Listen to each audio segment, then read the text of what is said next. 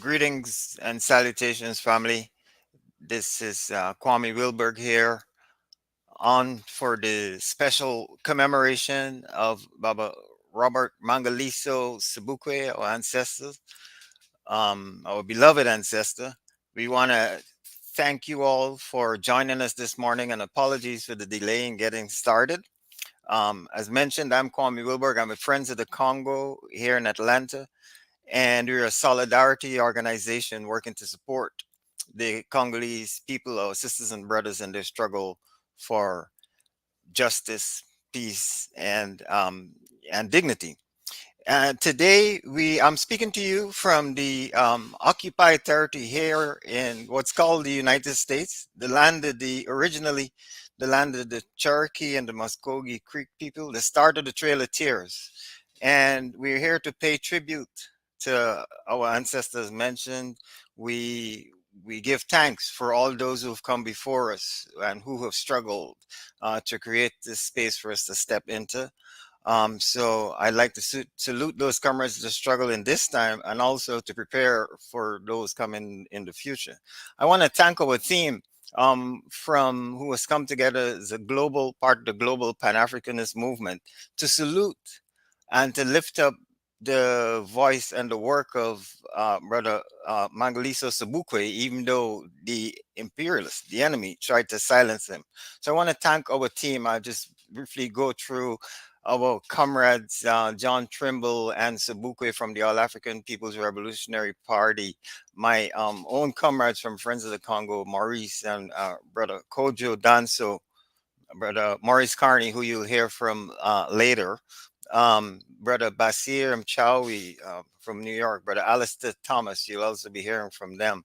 Um, and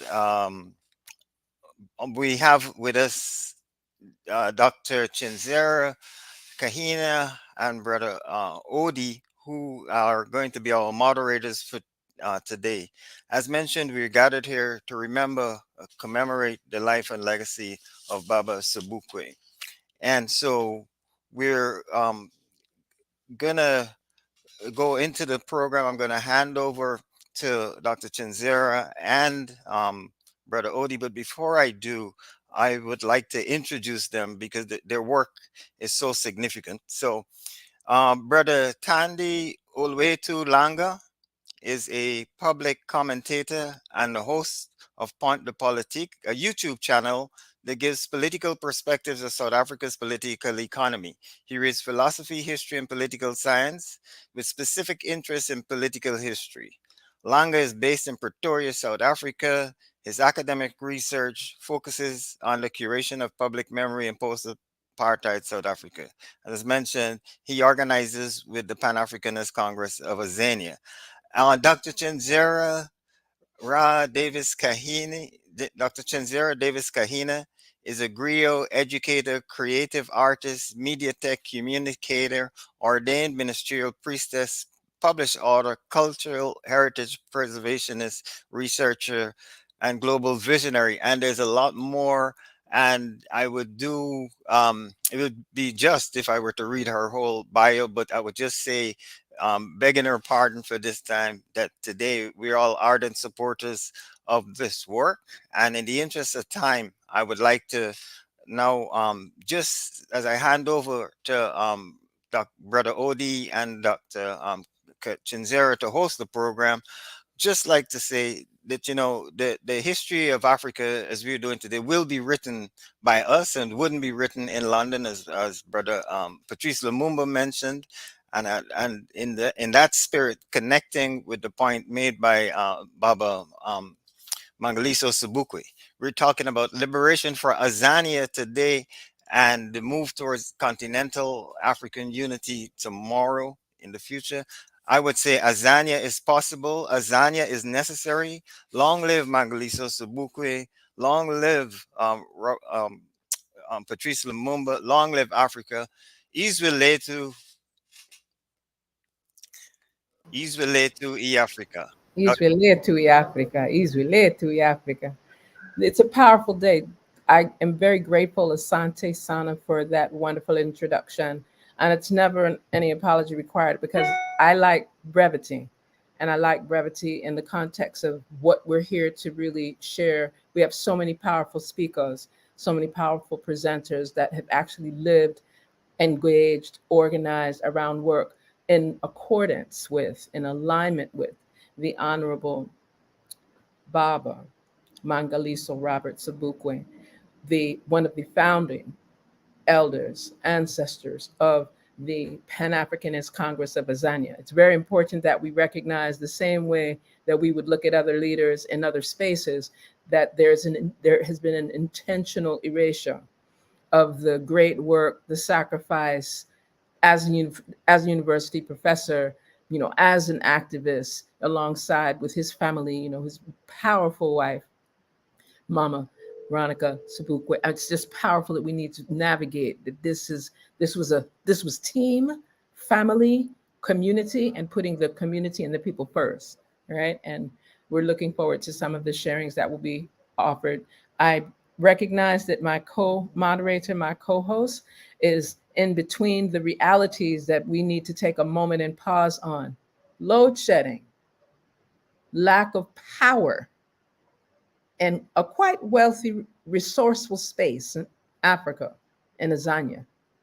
I need for persons to simmer on that we're having communication difficulty and challenges at a time where technology is everything to many people.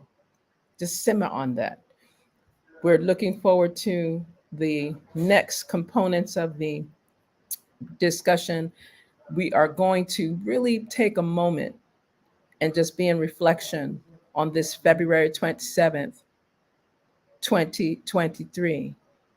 And this marks the anniversary of the transition, some say death, the ancestral transition of the Honorable Mangaliso Robert Sobukwe. A moment of silence.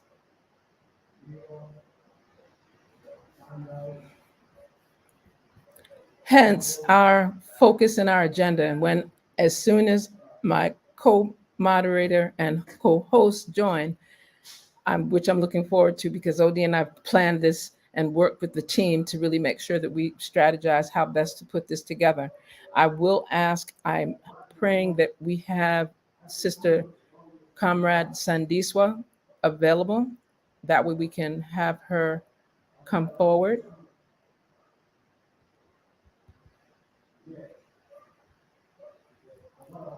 While before we even deal with the video, because the videos are in stream, and that's something that was to be engaged with in a different light.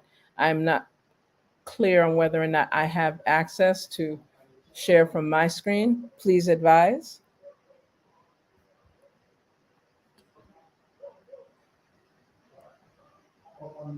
And we shall keep it moving. Okay, Sandiswa. There we go. While we can see you, I'd like us to move direct. Sandiswa Kula, comrade of the Pan-Africanist Congress of Azania. I would be remiss if I did not say it's been an honor and a privilege organizing alongside this powerful revolutionary African woman for her efforts with a variety of revolutionary African organizations, inclusive of the All African People's Revolutionary Party and the All African Women's Revolutionary Union, and others. She currently serves, and I'm really honored to say this, she currently serves as the secretary for the Provincial Executive Committee of the Gauteng province of the PAC of Azania. We watched all the elections, so I get a little excited. So just pause with me. And we just would like to welcome her. And then we will, after her presentation, then we will go to the video on the life of Sobukwe. Please let us welcome Comrade Sandiswa Kula. Thank you so much, Sister Chinzera, for the great or remarkable introduction. It's a pleasure to be here today and to basically just commemorate the life of Mangaliso Sobukwe. I would like to also greet the panelists and also Africans within the continent, in the diaspora, and also in Azania. Izwe lethu. So, when I got the memo in terms of what the theme is for today, we are basically looking at Sobukwe's life, his teachings, and also how do they influence Pan-Africanism today, right? And I somewhat grappled in terms of how do I begin to somewhat try and express who this remarkable legendary leader is, who is Robert Mangaliso Sobukwe. And I had to then be able to just understand that Sobukwe was a simplicist. He was a man who was an ordinary human being, and he encountered uh, challenges and human patterns in terms of the struggle itself. And that is what makes him remarkable in terms of his character and his characteristics. So I won't necessarily dwell much on the timeline in terms of when he was born and all of those historical events that took place in terms of his life. I would like to very much so pay attention to his character and characteristics and how they speak to us today in terms of people who are organizing as Pan-Africanists, in terms of our movements, in terms of Pan-Africanism today, but also in terms of global politics as well, and the struggle of mankind in general. So we all are aware that Sobukwe was born on the 5th of December in 1924, and he was born in a small town in the Eastern Cape, which is called Gafreinet. And his father is a preacher, he's a local municipal worker, and he's also like a woodwork carpenter, part-time worker. And his mother, on the other hand, is a domestic worker. At that particular time, women who were Africans were particularly designated to work in positions of your domesticated positions, right? So your domestic worker, a helper at home, or they would basically be not would not be working, right?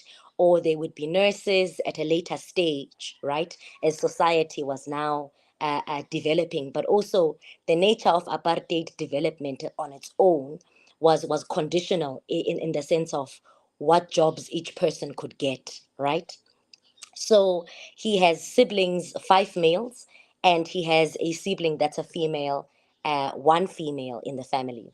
So he gets married to Mam Usobukwe in 1950, and Umam Sobukwe on her own, right? She was a humanist, she was an activist, she was a leader in her own accord, right? Next to Robert Mangaliso Sobukwe. And these are the people that basically did not only have four children in the sense of birthing kids, but also very much so people that belonged to the Pan African school of thought, very much so became their children. And Umam Sobukwe knew her as the mother of Azania, right? And we acclaim her as the mother of Azania, right? The mother of mankind in the sense of the Azanian struggle, right?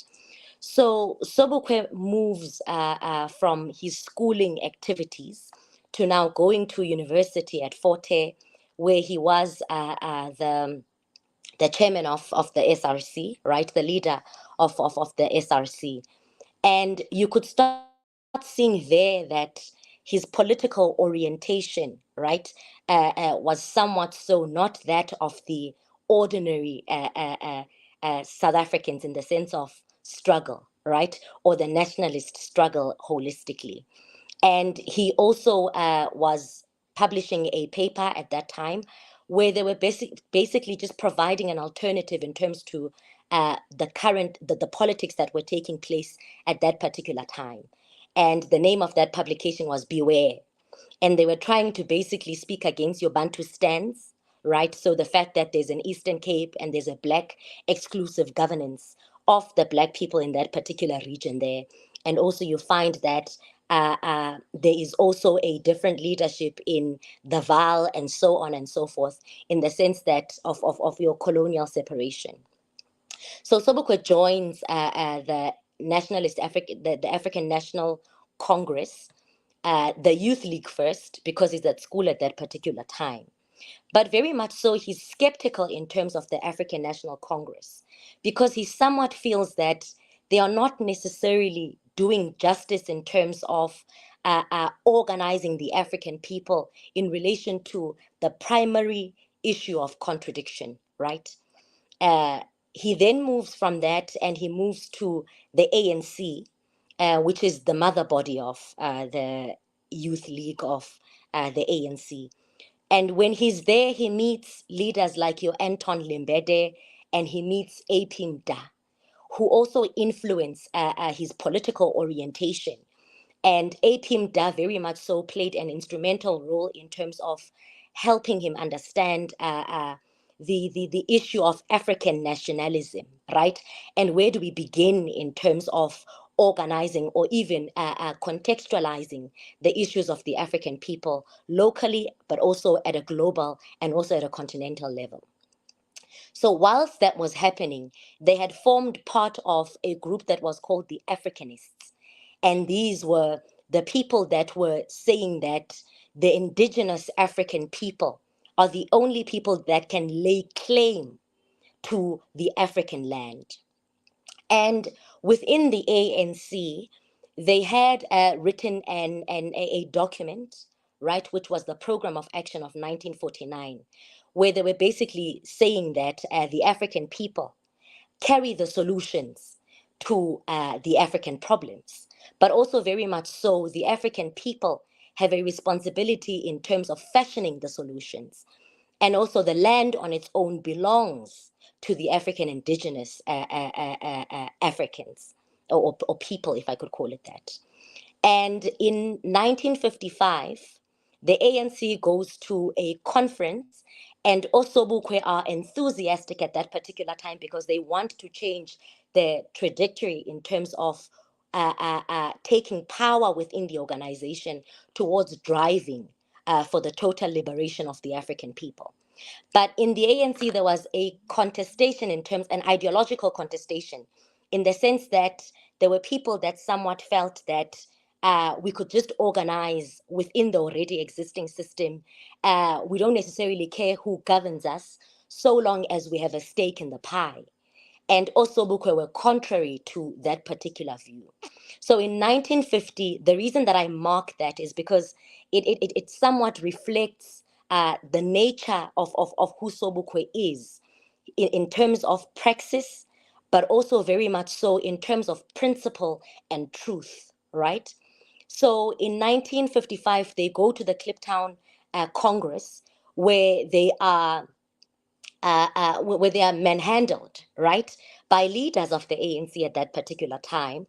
And some of them were also kept outside, and some were locked outside from participating from within the Congress.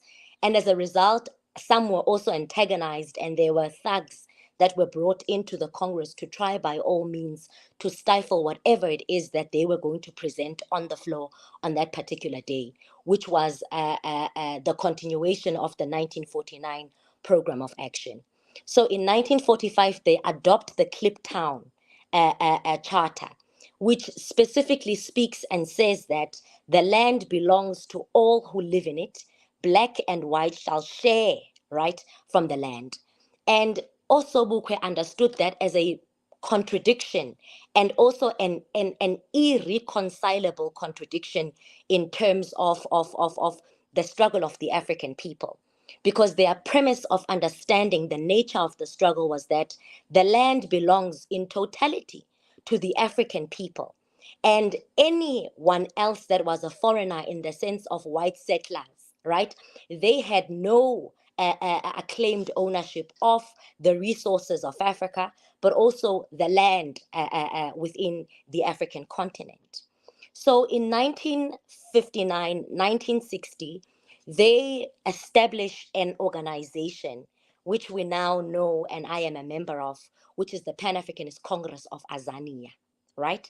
And the Pan-Africanist Congress of Azania basically uh, places founding principles in terms of what will the revolution of the African people become. And Sobukwe, as a leader and as a character, is instrumental in terms of what takes place within the PAC at that particular time. They had also belonged to the global Pan-Africanist society, in the sense that the ideas of the Pan-Africanist Congress did not just exist in isolation.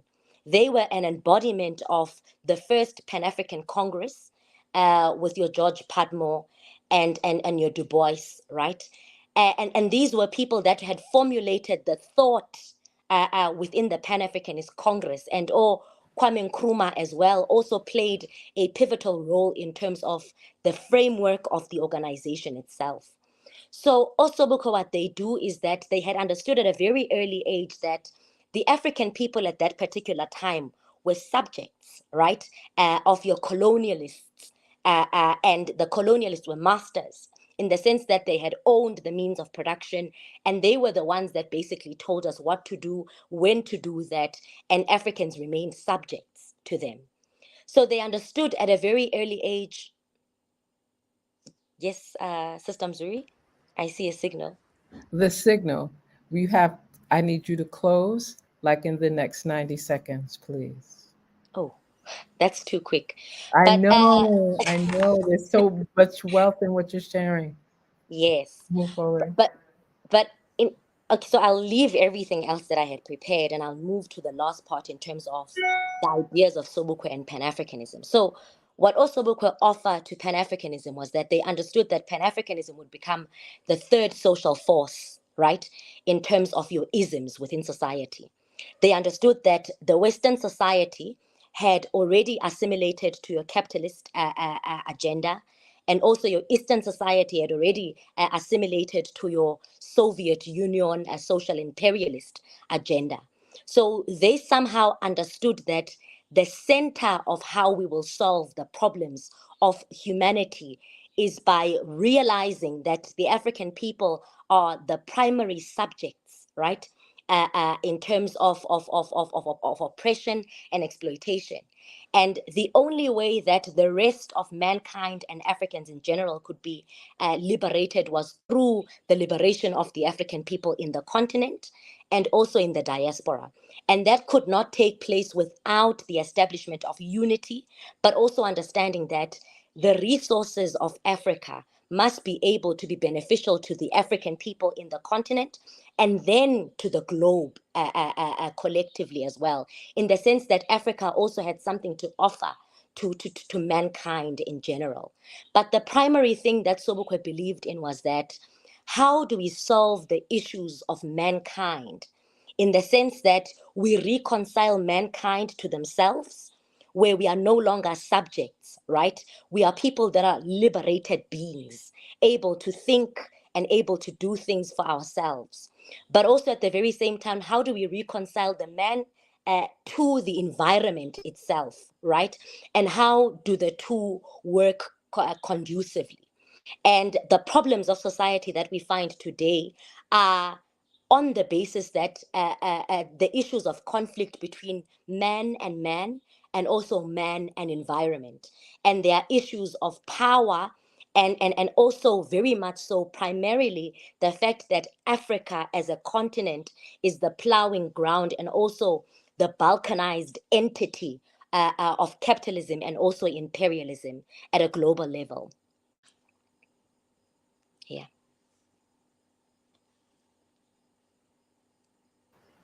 I'm so grateful that you were able to honor that and close that out. We want to thank you very much for sharing that reflection. And please stay present because there will be a Q&A, even if you have to step away and return to us.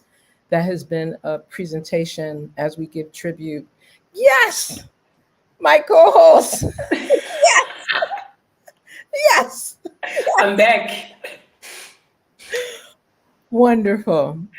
This is something that needs to be balanced. We've had this discussion, so please, Brother Od, please just share some, because you did not get a chance to do any opening reflections or remarks, but we just heard from our comrade Zandiswa, and it was fabulous as is customary, and giving us the history, the tradition, and just the background, so that way the rest of our presenters will be able to add to this very robust, very rich discourse to this.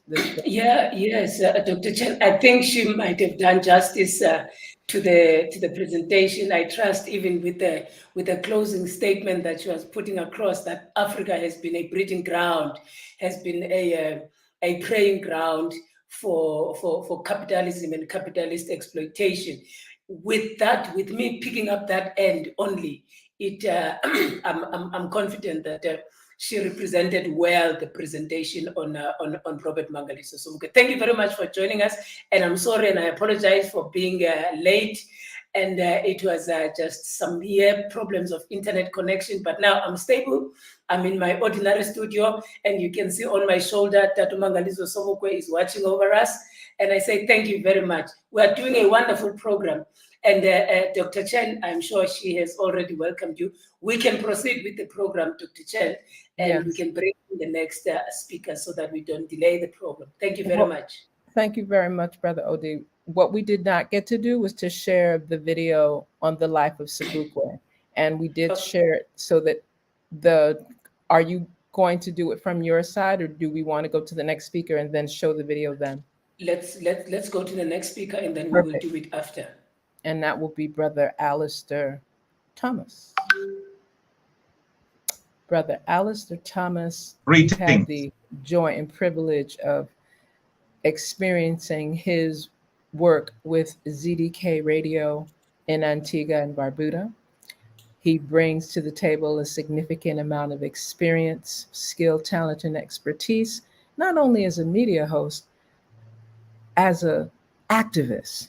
And I like to highlight that, an unapologetic activist with an air of African diplomacy that is par excellence. So let us please welcome to the platform our comrade, Alistair Lincoln Thomas.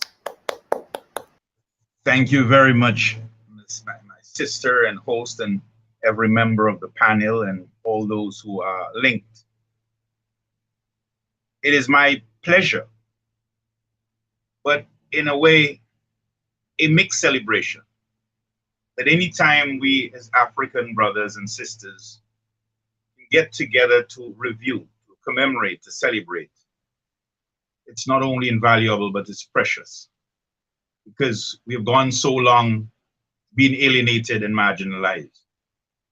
Now that we are utilizing the virtual media, the digital era, to create our connectiveness, it is indeed a pleasure. Let me say that for this occasion, it's an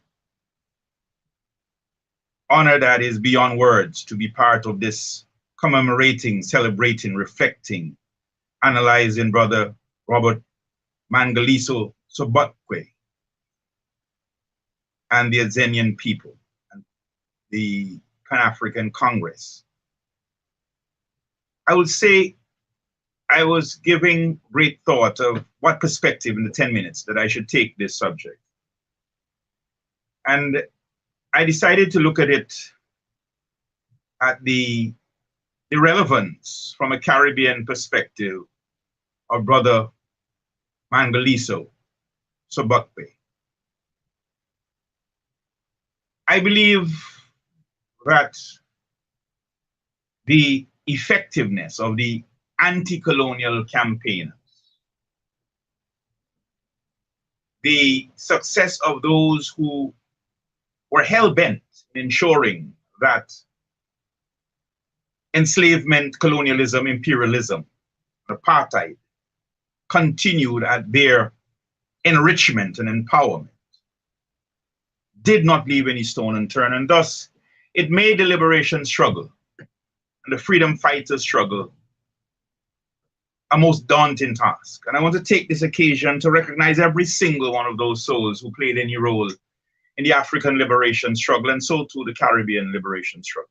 In fact, I come from membership of one of such organization called the Antigua Caribbean Liberation Movement, which was then headed by a renowned intellectual Pan-Africanist historian, activist, the late Leonard Tim Hector, who was a part of many of the organizational international movement in support of the anti-colonial struggle. But I began to make the point, and I want to look at it from a Caribbean perspective, that Brother Sobukwe impacted many of our lives. But as our sister Zendiwa had done so effectively in covering his life, I want to look at it in a different perspective. The relevance from a Caribbean perspective. The ideas, the thoughts, the convictions that Brother Mangaliso had represented and represents. It is quite clear that what he and his colleagues and his movement was seeking was the empowerment, was first to dismantle, to reverse the enslavement, the disenfranchisement, the alienation of the African people, in this case South Africa, from its wealth and resources. And he was committed with his life to seeing the reversal, the correction of this crime against humanity, of taking over people's country, their history, their culture, their economic life, their cultural life, disempowering them and empowering themselves, taking away ownership, alienating them from wealth. I want to say that what those of us who had become exposed to Brother Sobukwe in the 70s was convinced that it was a continuous struggle. It was the struggle on the continent of Africa, and so it was the diaspora. That enslavement we had in the diaspora, and we were supposed to have gotten rid of it in 1834. We did not. But there was this nexus to this struggle, this evil struggle, or this struggle against the evil of white supremacy, of apartheid, of racism. An alliance of racism, an alliance, because it was an alliance of all that was racist, and the white supremacy were all in this cocktail of alliance. Because you can't speak of South Africa and not speak of United Kingdom or England or Britain.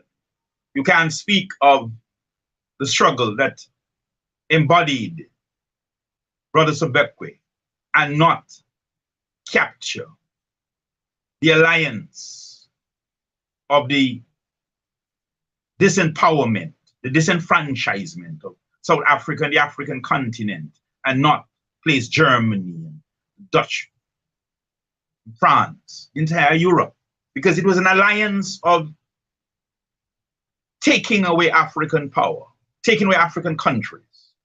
So that Brother Sobukwe, for us in the Caribbean, for me as a young man, had represented a clear-cut objective that this was our land, this was our space, apart from the fact that we are the mother and father of civilization, and from us all other people came. Beside that historic fact and truth, this not only divvying up, but making it become institutionalized racism, alienation. Sobukwe was uncompromising when many others were compromising. But we had this anomaly in the diaspora that many of us, many of our brothers, Brother Tim Hector, Brother C.L.R. James, Brother Padmore, Brother Rosie Douglas and others, they were there in solidarity. But it was a solidarity to end this enslavement, this colonialism, this neocolonialism, this racial and economic apartheid, which we had imposed, though we had black leadership. And it is important that as we reflect on Brother Sobukwe, we reflect in not only reflecting the immense contribution of his life, the ideas and policies that he represented, but where those ideas are in context of the present reality in South Africa, the African continent, and in diaspora. I want to suggest that Sobukwe is more relevant today than he was then, because the struggle seemed to have been at its early stage in the period of Sobukwe. But we have subsequently after all the dehumanization, incarceration of Brother Sobukwe, and the banning of PAC and most of the liberation movement, we have had a period of blacks and liberationists, Pan-Africanists, attaining political power with what we thought would have been the objective to transforming these countries, to bring into being what Brother Sobukwe was very clear and incisive about. I want to say, as I reflect and analyze the reality in South Africa, reality in the continental Africa, the post-liberation Africa, and in the Caribbean, supposedly emancipation and independence Africa, that we are not looking well. We have not seen the fulfillment of Brother Sobukwe's life struggle. In many cases, you wonder if we did attain the means of transforming the society with black governance, because in many cases we have not moved. Who owns the economy? Who owns the major industries? That for me is where Brother Sobukwe life's work become more relevant. And for me, in remembering him, celebrating him, it's not just recall the struggle he waged and what he represented and the organization that he built, but for me, we would be beginning to do the justice of his work by seriously analyzing the failings and the failures of the liberationists, or the aftermath of what's supposed to have been the liberation victory. I don't think the liberation had any victory. I don't think Brother Sobukwe, if alive today, would be a happy man. I think it is in that aspect we must look. How do we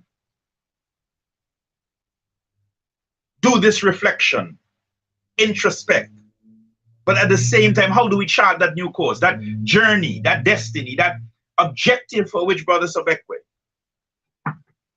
sacrificed so much and being so much persecuted, and imprisoned, and incarcerated? I think we'd be doing an injustice, even in this celebration, if we just looked at the phenomenal contribution of Sobukwe and not place it in context of where we are.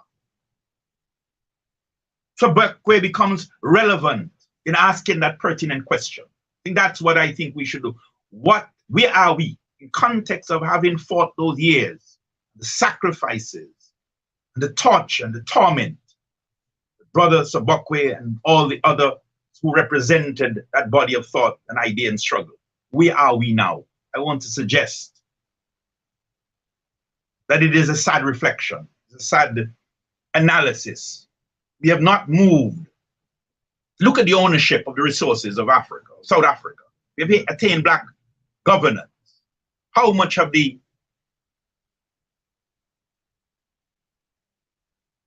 leverage of power, of ownership? Because getting political power and not having economic power and ownership and changing the landscape of ownership, of economic, of industry, of resource ownership, nothing really would have accomplished. It is not gaining political power. It's what you do with political power, which is what Brother Sobukwe was very much preoccupied with. It's not just changing and ending apartheid. When we end apartheid, what? When we end colonialism in Africa, what? Look at what happened to the resources. The richest country in resources. Which country in Africa, say for Libya, that they had deliberately, the alliance had reverted, and many African countries, the liberators, got caught being collaborators. In the Caribbean, we have not moved either. We have had independence. And we have not been able, with the resource, with the main industry that we have in the Caribbean, unlike Africa with diamond, gold, and all kinds of things. But yet the vast majority of Africans are still deprived on the privilege. I think one of the brother who is the co-host, he was delayed because of power outage. Am I right? Yes. What is it that Africa doing with power outage? That's correct. Other nations of the world having enjoy billions of dollars, the bears and others. What is it that any village of Africa not having electricity and power? It's inexcusable, and it's unforgivable. So that, for me, looking at Sobukwe is looking at Sobukwe in context of what he struggled for, his ideas, and where are we in context of those ideas today, and how can we move Brother Sobukwe's thoughts, ideas, philosophy, life, to bring a greater reality, which, in fact, the failure of carrying through or bringing a greater realization to Brother Sobukwe's struggle is a suffering for the African people. It's a failed suffering for the Caribbean people. We have independence, yet we don't control. We have an industry here called tourism. 95% of it is foreign control. And we do not generate enough after generating millions of dollars and billions of dollars. Not one single area of our economy that we derive enough profit from it, we, the government, the people, to service one single sector of our recurrent expenditure. That is for education, for health, for maintenance of the road. We have to go and get loans. So these people who control the industry makes profit, super profit. Yet the country that provide the concessions and all the incentives for these people to get rich. Here is this continent. And we really desire for you to hold that particular thought so we can add that within the Q&A. So very, I just, yes, I conclude by saying that, yes, sorry, go ahead. Yes, please. Thank you. That's exactly, please do. Yes, so I close that by saying, let this be a reflection, a celebration, but at the same time, pointing to the direction of alternative and how we can make Brother Sobukwe's life more meaningful as we go forward in this new dispensation. Thank you. And thank you as well, Comrade Alistair Lincoln Thomas. Brought out quite a few critical points and showed the relevance of this observance and honor and commemorating the life, the teachings of the Honorable Mangaliso Robert Sobukwe. OD, we're moving in a very good accord. This is the plan. The plan is to keep it moving as as best that we are able to while we have everyone present. We're very, very grateful for what we just shared. And we would like to show this video. Believe us, viewers and listeners, the intention is to show a few videos, small snippets on the life and teachings of the Honorable Baba. I always tend to say Baba, more correctly, Mangaliso Robert Sobukwe. And that way we will just keep this moving. And because we have some very powerful presenters in our presence. Yeah. I'm always, yes, please.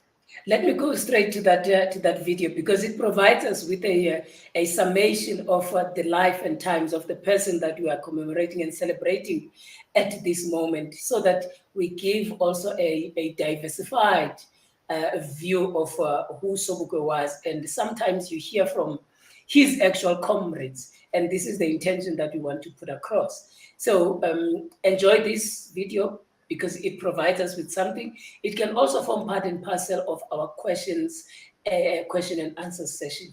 After this, we'll be going to the video, then immediately we'll be introducing Brother Sobukwe Shukura of the All African People's Revolutionary Party. Enjoy.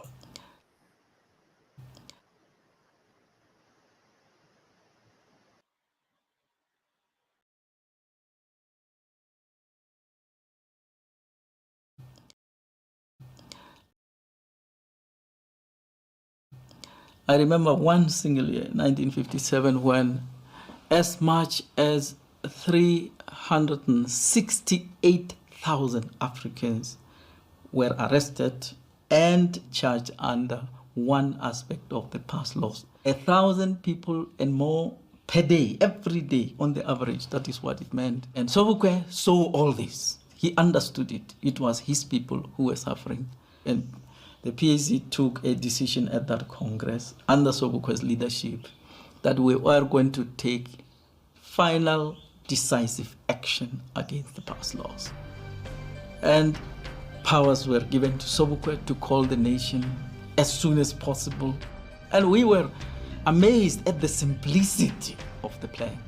Sobukwe decided that on a given day, a local branch of the PAC, under the local leadership, would move to the nearest police station and get to the police station and say to those in charge of the police station, look, here we are. We don't have our pass. The whole idea was that you had to give non-violence a chance. That was Sobukwe's mission. On Friday, the 18th of March, Sobukwe announced that the moment had come.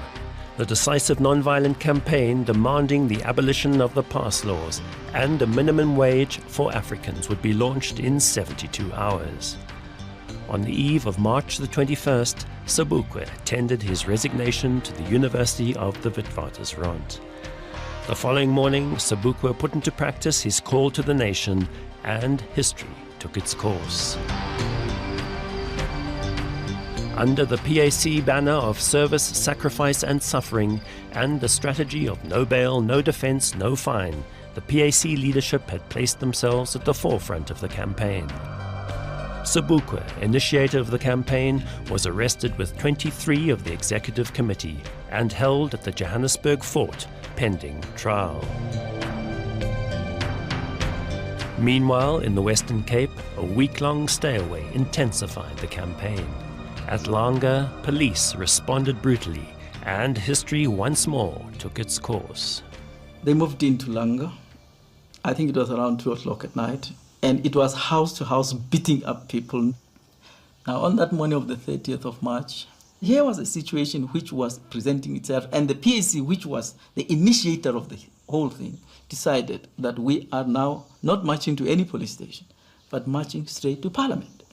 And we led this column past Mowbray Station, up Duval Drive, past Groteskir, skirting Table Mountains, down into the street that goes straight into Parliament. By the time we reached town, the town was already filled with curious, interested people who just want to see what's going on. Unaware that the Minister, F.C. Erasmus, had given the Commissioner of the Police for the Western Cape orders that we have to be shot that morning. And Parliament was sitting, and if Khosana had lifted his little finger, that city could have been sacked that day, and they knew it. The government was in a state of absolute fear that day. And I'm telling you, we were damn determined. And all that we wanted to talk to the Commissioner of the Police was that he should set up an appointment with Mr. F.C. Erasmus, the Minister of Justice. Well, they realized they can't move this crowd of 60,000 cramped into the city of Cape Town. After 30 minutes, they came back to say, Mr. Khosana, the minister has agreed to meet you this afternoon. Could you please remove this crowd from the city? And I want to believe that sometimes little miracles do happen, and that our people could stand inside the city of Cape Town for at least something like 2 hours without touching a glass or breaking anything. I asked for the police loudspeaker and just to tell the people that we have secured an appointment with the minister. And I reminded them what Sobukwe had said. When you have reached an agreement with the police, just obey what the police say. And that whole crowd moved back. And I knew that that appointment really meant nothing except now that I was going to go with a small group of people who just belonged. Philip Khosana was detained on that historic afternoon of the 30th of March 1960, and whilst on bail left South Africa for 36 years in exile. In the wake of March 1960, the PAC and ANC were banned, and thousands of South Africans were arrested and jailed. Robert Sobukwe was sentenced on the 4th.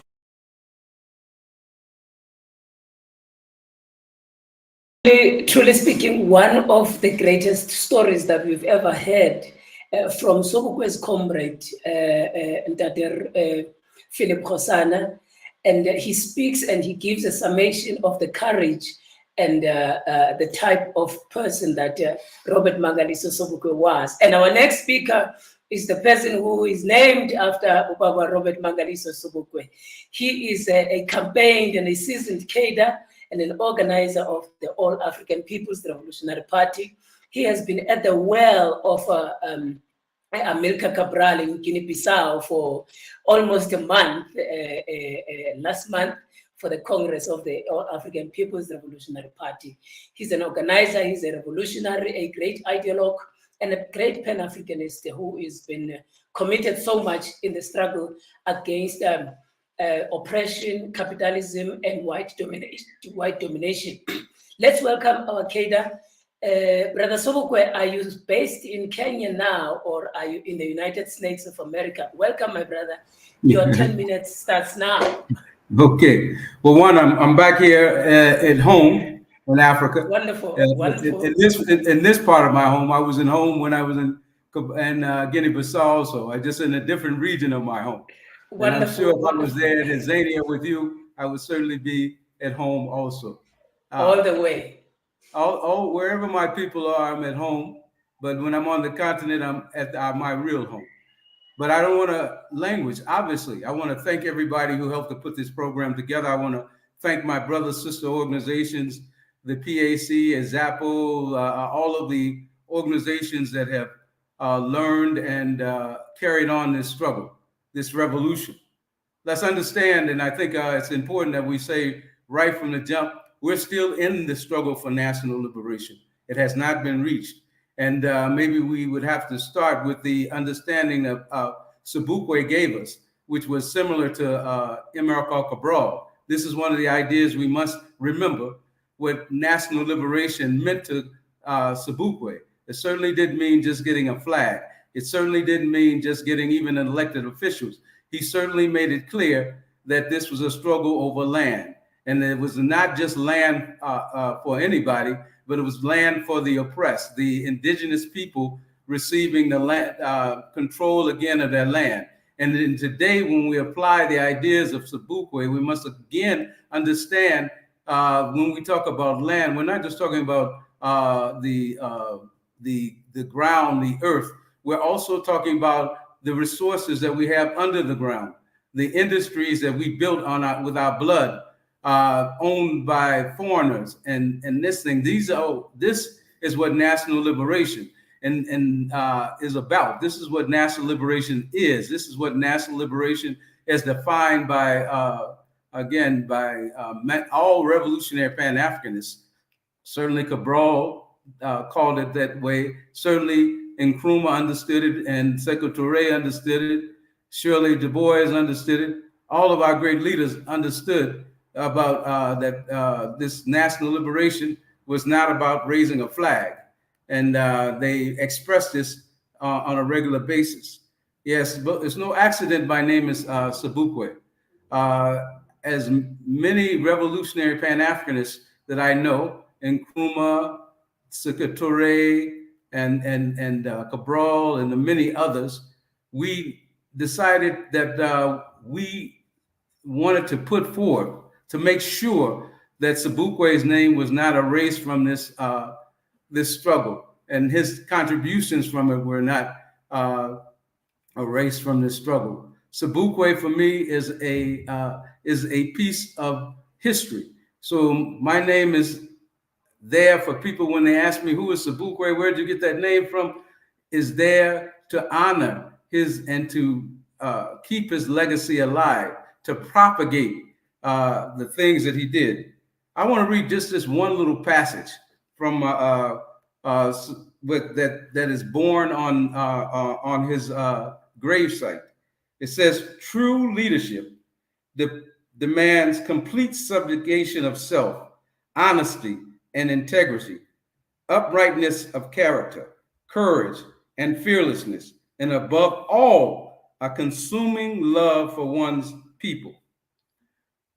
Sobukwe, of course, was a scientific thinker. He used scientific methodology to come up with the understanding of what had to be done. It's clear that he was a revolutionary. And when we use the term Africanist and Pan-Africanist, I think we have to now, back then it was clear that an Africanist had to be a socialist. It was clear. Back in those days, when you talked about Pan-Africanism coming out of the Fifth Pan-Africanist Congress, you were talking about socialism.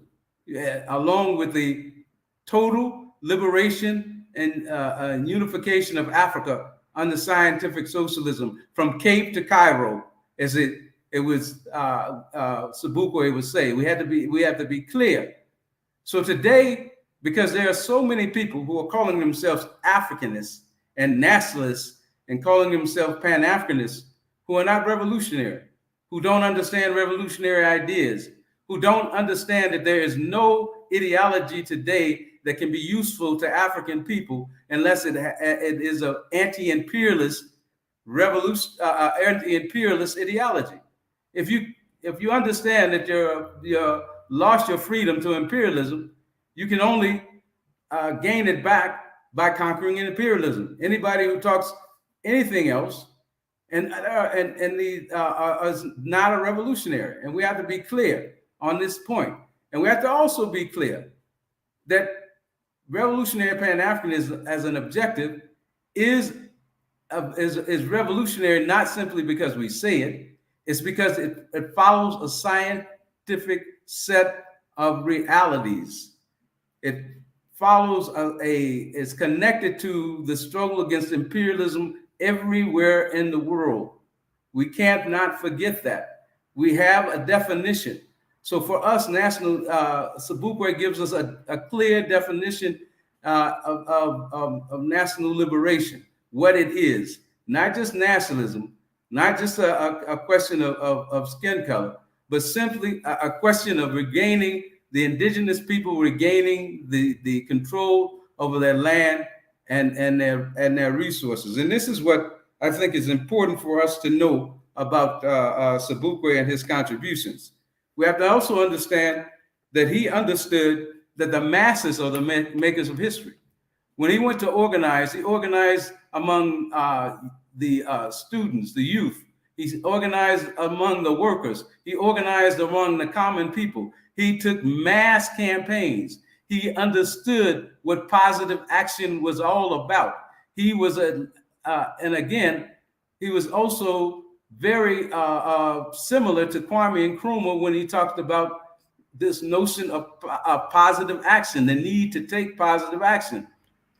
But he was also clear, very clear, that the masses are the makers of history and we must take positive action, but action alone is blind. That without understanding what we're fighting for, without completely defining, and this again going back to his contributions to revolutionary Pan-Africanist ideology, if you don't understand that you're not just fighting against something, but you're also fighting for something. You want to defeat imperialism, but you want to build back a society where the masses have the resources in their hands, that they have control over the land and resources of their nation.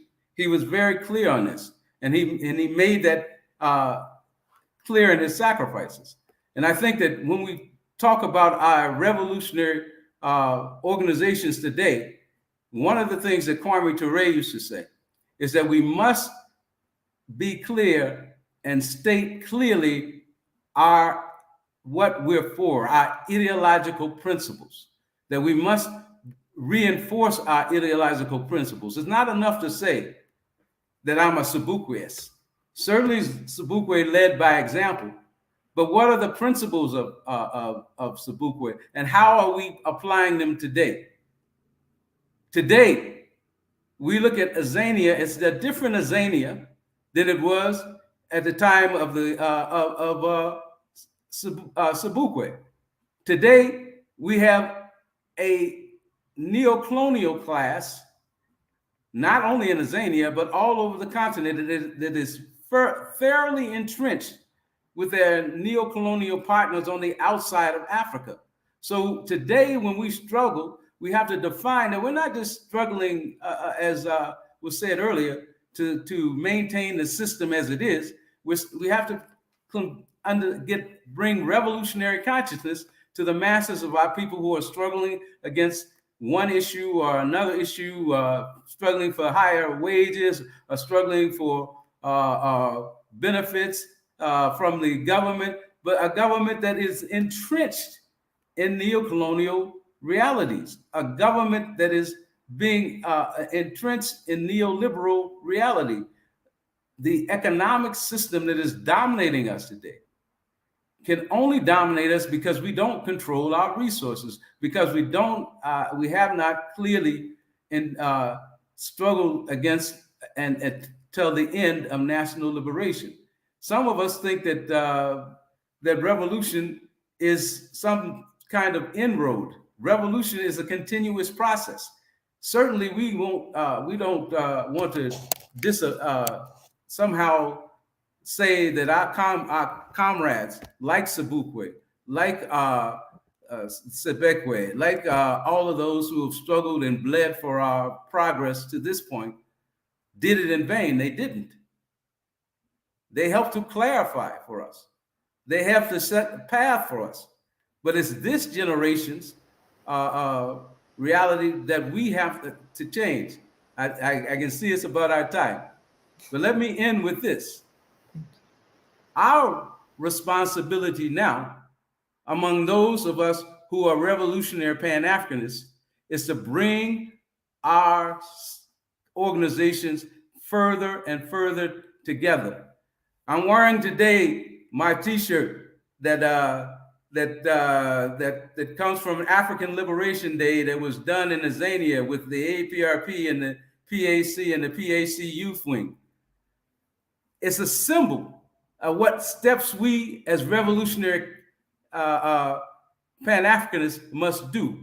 I just came back from Guinea-Bissau in a Congress where we were hosted by the Party of Cabral, the African Party for the Independence of Guinea-Bissau and Cape Verde. These things are not just symbols, though. These things are concrete actions that we must take on a daily basis, not in some kind of a symbolic way or even some kind of what I'm trying to say, nostalgic way. But we must take every day. How do we become closer?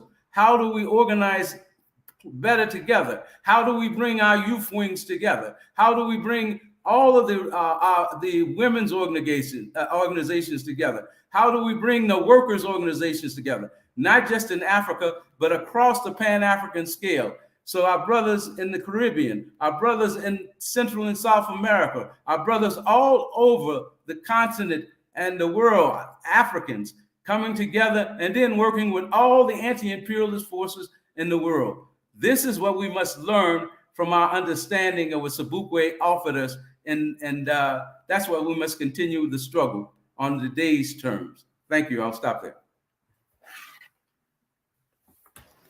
Thank you very much for that, Asante Sana, Comrade Sobukwe. And I am very grateful that you remembered to keep that vibration of what's happening, again, within the Pan-African context of the work of the Honorable Mangaliso Robert Sobukwe. In light of time, Brother Odi, let's move it forward. Yes, we are moving forward, colleagues and friends, comrades across the board. You have heard Brother Sobukwe, the spitting fire. Our next guest is going to be the chairperson of Azanian People's Organization, AZAPO, Comrade Simpiwa Ashe. He will be presenting as well in his 10 minutes. The reason why we are reshuffling the program a little bit is because we are experiencing a lot of load shedding in this part of the world. And then we are trying by all means to ensure that the people who are in this part of the world are able to present as soon as they can. So up next is the chairperson, again, as I said, of the Central Committee of Azanian People's Organization, AZAPO. His name is Simpiwa Ashe, and he represents an organization that is a torchbearer of Black consciousness in Azania. Comrade Simpiwa, greetings, my brother, all the best, and thank you very much. Your 10 minutes starts now. Thank you, Tandoletu, and good morning to all our comrades and brothers and sisters that are in the diaspora, and good evening to all of you who are watching us in the continent of Africa. allow us to greet the leadership of the Friends of the Congo, our fellow panelists, the organizers of this 2023 Mangaliso Sobukwe commemoration event. Azapo is very grateful to be invited to speak at this event, as we and the Pan-Africanist Congress of Tanzania are politically joined at the hip. Our connection is really traceable to the release of Mangaliso Sobukwe from Robben Island in 1969 to the Galeshewe township in the Northern Cape, which was the beehive of Black consciousness activism at the time. It is traceable to the meeting that Sobukwe had with Biko in 1975. It is also traceable to the Kadoma discussions that were held in Zimbabwe, where the unity of the liberation forces was discussed in an effort to intensify our struggle. Black consciousness and Pan-Africanism are considered as hand in glove. Black consciousness and Pan-Africanism are one. It is no wonder then that there was no problem for the Black People's Convention comrades to receive and look after Comrade Sobukwe upon his release from Robben Island. You will also note the prominent role that the Azanian People's Organization played at the burial of Sobukwe on the 11th of March 1978, as Hlaku Rashidi, the last president of the Black People's Convention, and Drake Tsenkeng, who were involved in the burial of Steve Biko on 25 September 1977, were also involved in the burial of Comrade Mangaliso Sobukwe. Today marks the 45th anniversary of the transitioning of Mangaliso Sobukwe, a Pan-Africanist and a revolutionary whose desire was the liberation of his people and the return of the land of Africans to Africans. He determined early on in his political involvement and leadership that the struggle for true liberation can only be waged by those who are victims of land dispossession and indignity. That is why he could never accept the leadership of white liberals in the determination of the agenda of struggle, as he saw them as a group with arrogant conceit that has set itself up as the guardians, the trustees of Africans. As we reflect on his life and teachings for today's Pan-African activists, it cannot escape one's mind that only 2 weeks ago, the Azanian Revolution lost one of its foremost revolutionaries in Comrade Peter Cyril Jones, a Black consciousness theorist and activist, the last Black person to see Steve Biko alive. Comrade PC Jones, as we used to call him, was speaking of Sobukwe when he said, when he was referring to himself, that he wanted to be remembered as the everlasting revolutionary. For it is always a few amongst a generation of people that emerge with selflessness, love, and dedication to the plight of their people.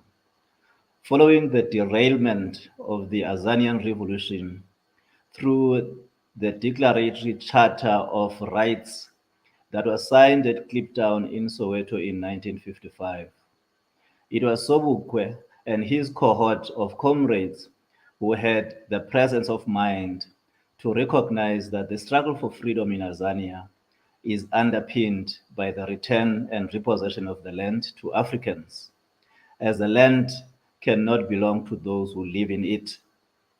Those who put together the Kliptown Charter of Rights determined that the land belongs to those who are oppressed and those who oppress us, to those who colonized our land and those colonized. Sobukwe realized and told the masses of our land that the land Azania belongs to Africans and only Africans, period. No sooner had he realized this, that he quickly mobilized his comrades and established the Pan-Africanist Congress of Azania in 1959 and broke away from the ANC and the ANC Youth League. It was under the auspices of the PAC that he called on leaders to lead from the front, in line with the newly established PAC's motto of the time, of leaders in front, as they dead the system of apartheid and colonialism by mobilizing people to leave their places of employment and march to the various police stations in the country to hand over their passes to the police station under the banner of no bail, no defense. Sobukwe led from the front and took his pass to the Orlando police station. And that is where Sobukwe got arrested. Sobukwe's leadership of the anti-pass campaign was to be the last time that he enjoyed freedom of movement in this country of birth, as this anti-pass campaign led to his arrest and 3-year imprisonment that was soon converted to life incarceration through the notorious Sobukwe clause that was inserted in the General Amendment Act of 1963. It is this act that gave powers to the Minister of Justice to review and extend the incarceration of a prisoner at his own discretion. It was through this clause that Sobukwe was sent to Robben Island and kept there for 6 years in solitary confinement. He was to be banished to Khalishiwe in the Northern Cape upon his release.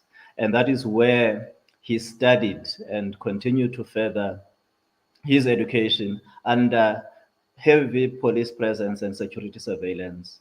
And that is where he obtained his law degree. And this is where he is said to have died of cancer on the 27th of February, 1978, 45 years ago. So how best then do we remember Mangaliso Sobukwe? What lessons do we take forward from his commitment to free his people? His preparedness to suffer and sacrifice, his relentless effort to lead from the front in the quest for freedom and liberation of Africans. We should remember Sobukwe for his call that we should fight to be in a position to call our souls our own. And for as long as we cannot do that, we have little to no power to achieve anything. This cannot be more pronounced than the experience of living in a neo-colonial settlement and seeing and telling firsthand how difficult the past 29 years have been as a person living in occupied Azania. We live in a country where those who occupy office are Black people who fought tirelessly along with us in the trenches of the revolution for the freedom that we still yearn for. And yes, we have rights: the right to associate and belong, the right to choose who rules over us, and many other rights that had nothing to do with the fundamental reason why Black people chose to give their lives to the struggle for freedom. The struggle for freedom was a struggle for dignity and self-determination that can only be realized with the reclamation of the land that was dispossessed from our forefathers through the barrel and the spear of the gun. Until then, we shall remain with hollow souls that continue to wallow in poverty and the indignity of borrowing from the colonizers the means to decent living and better life. When we see young people with university degrees loitering the streets unemployed, we must remember that we didn't choose to educate ourselves using our own value systems and methods. We were subjected to an education system that perpetuates poverty and dependency. Sobukwe's teachings speak to the desire for Africans to obtain education for liberation, which gives rise to self-reliance and independence. We must choose to produce and eat our own food, no matter how small the scale is. Our health and healing must be informed by how well we connect with the land and our ancestors. The air we breathe must connect us to our land, our values, and our people. As we remember Sobukwe on this 45th anniversary of his passing, we must call on his spirit and that of Biko and PC Jones to descend upon us and connect with us so that there can be light as our country continues to wallow in darkness, hunger, and squalor. Let the spirit of Sobukwe rise. Azapo salute the son of the soil. I thank you. One nation. One Azania. One Azania. Indeed.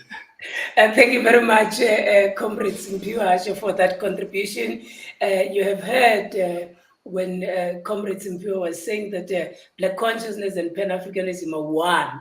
And that is, if you did not hear anything else from what he has said, at least that particular aspect, you should have heard it. And thank you very much again for that and keeping into the time. And we appreciate it, and we are moving very nicely so. And I'm looking for my co-host, and I can't find her. Dr. Chen, where are you? I'm looking for you as we are about to bring our next speaker. You've heard that Pan-Africanism and Black consciousness are one, and one of the meetings that Sobukwe had with Biko had said is reported to have said, even God is here, referring to Mangaliso Sobukwe. From Biko's perspective, Sobukwe was a god, and Comrade Simpio was presenting us with such information. And thank you very much. Over to you, Dr. Chen. I'm very grateful for that, because we just would like to be kept abreast to make sure that our brothers and sisters that are in the continent are able to continue in the broadcast without any interruptions. So if we need to shift again, just let us know. We're going to be joined now by Brother Comrade Bashir Nchawi, career activist, educator, communicator, been involved in the African liberation struggle longer than we probably should say, but we're going to say what it says here, half a century. Just so persons get the context. This is not a newbie. This is like a seasoned activist involved in the African liberation struggle. Engaged in independent Black institutions, working in the New York City area, working with some of the African American public schools as chancellor, with Chancellor Dr. Richard Green. There's a lot of work with the Uhuru Sasa. There's been a number of activities around the International African Arts Festival, which is a iconic piece that is mirrored almost like a national heritage area in the city of New York. He's also involved in a variety of mixed media, print, all forms of digitized media. And let's make sure we bring this in. Host of the WLIB radio show, A View from the East. He currently produces and continues to host award-winning programming. So we just would like to make sure that we cover that part of the introduction, and let us be joined now by Brother Bashir, please. Brother Bashir, can you put on your video? Are you able to put on your video?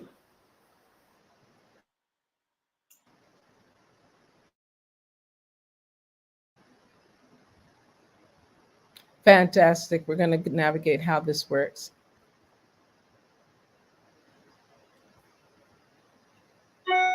And while we're waiting for him to be able to do that, we'd like to make sure for persons that have questions, please feel free to put your questions inside of the chat, as well as give us an indication. So when we get to the Q&A segment, we can begin to run those particular inquiries.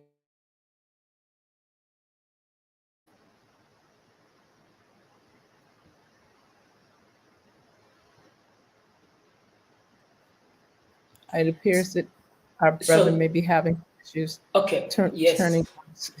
Yes, no problem. We will do is, while we're waiting, we will navigate. Go ahead, Brother Odi. I'm picking up that Dr. Chen, that he's probably having a little bit of a problem, whatever the case might be. Maybe I should put it across as quick as I can that the problem of the Sobukwe marginalization and the Sobukwe ideas that have not been put across and that have been hidden in the public discourse are not only as a result of Western imperialist forces, but also you have those who look like us, who speak like us, and also who act as if they are Pan-Africanists, who are facilitating that particular narrative of placing Sobukwe in the periphery. And this is the beginning of ensuring that from a global perspective, the voice of Sobukwe is heard. And we had then came out with a project where we are seeking and asking for papers to people to write papers on Robert Mangaliso Sobukwe. The information is available. We are going to share it with you. But in 2024, end of February, when we are doing the same commemoration in 2024, we are hoping to have published a book that consists of essays about the life and times of Robert Mangaliso Sobukwe. So we are going to place the information for you on the chat box so that you can be able to access it. And we are going to be inviting everybody across the board, irrespective of whether you are a scholar, an activist, a revolutionary, whoever you are. Please submit your work so that we can be able to bring above the name of Robert Mangaliso Sobukwe. And Dr. Chen, why is this important? As a person who works with various organizations, why do you think this initiative that we have taken is an important initiative of ensuring that we are putting Sobukwe back into the center of a political discourse? Oh, this is essential, primarily because, as I started earlier, there has been an intentional erasure of our revolutionary leaders, especially those like the Honorable Mangaliso Robert Sobukwe. We have difficulty even finding live audio, live video of him speaking. That's something we have to like really dig deep and go into archival record, because the intention was to erase his presence, his work, his efforts. So to be able to encourage this type of this isn't just an academic exercise. This Correct. is a revolutionary exercise. This is a revolutionary practice to make sure that young people, not so young people in Azania, all through the 12 million square miles of the African continent, the planet, right, are aware of the thought processes, the ideological references, the pragmatic work, the strategies and tactics of revolution that were implemented. He didn't just talk, he didn't just speak. There was organization. He utilized his skills, talents, and expertise, not only as a university professor, but as an activist. As an activist that put people, all those sayings they like to say, dealing with service and community first. He lived that way. He lived that, honor and privilege. Yes, he lived that. It was lived. It wasn't hearsay, and it wasn't just conjecture. He actually lived that. And alongside with his, beloved wife, known as the Mama mother Zonde, of Zania. I'm just saying, and we're grateful that she lived a more full life to be able to encourage that strength, that teaching, that ideological framing. So it's very essential for this publication to take place. And there's several of even my colleagues that have said they will make sure you have an abstract, which is due, we know, by the 28th. By the 28th, yes. Yeah, reminding persons. Yes, so thank you for that. Thank you for Dr. Chen. It seems like Comrade Basir is having a problem with his connection. I think you should proceed with your questions and answers session for the time being. Yes, and then we will come forward. Whenever he is available, then we will take it. We will take it from there. Right. Well, I would love for us to be able to see. Well, let's stay together, please. Okay, you went back into audio only. No problem. We're very grateful for this informative sharing. This gives us a very different context so persons can see the influence, the strength, the strategies, and the ideological frame of reference. That is, thank you so much, and Namdi, ex-revolutionary. So one question that's come forward, and I'm hoping that all of the panelists that are still with us can hear as I'm speaking. How do you think Robert Sobukwe would contribute to African people's present day politics? Again, how do you think Robert Sobukwe would contribute to African people's present day politics? I've included them all in the screen, Comrade Okay. Zandiswa and Comrade Sobukwe and Comrade Simpiwe. We need to make Any sure that of they you? need to make sure that we can see not just. I mean, I love the Yes. picture of Sobukwe. Yes, any of you, Yeah. please. Yeah. We can start with the Comrade And they all jumped twice. Simpiwe. Thanks, Comrade Tandoletu, for this question. I think it's an important question because it speaks to our being as revolutionaries and as activists. So how do we make sure that we learn from the work that Sobukwe did in ensuring that the revolution of African people gives rise to something that Black people can be proud of. It gives rise to something that Africans can be proud of. And one lesson that we should be taking away from the contribution of Sobukwe, take away from the work that he did, was to really realize that our liberation, our freedom, can only be achieved through the work of Africans. And we can't be appendages and dependent on others for our freedom. And that Africa is for Africans.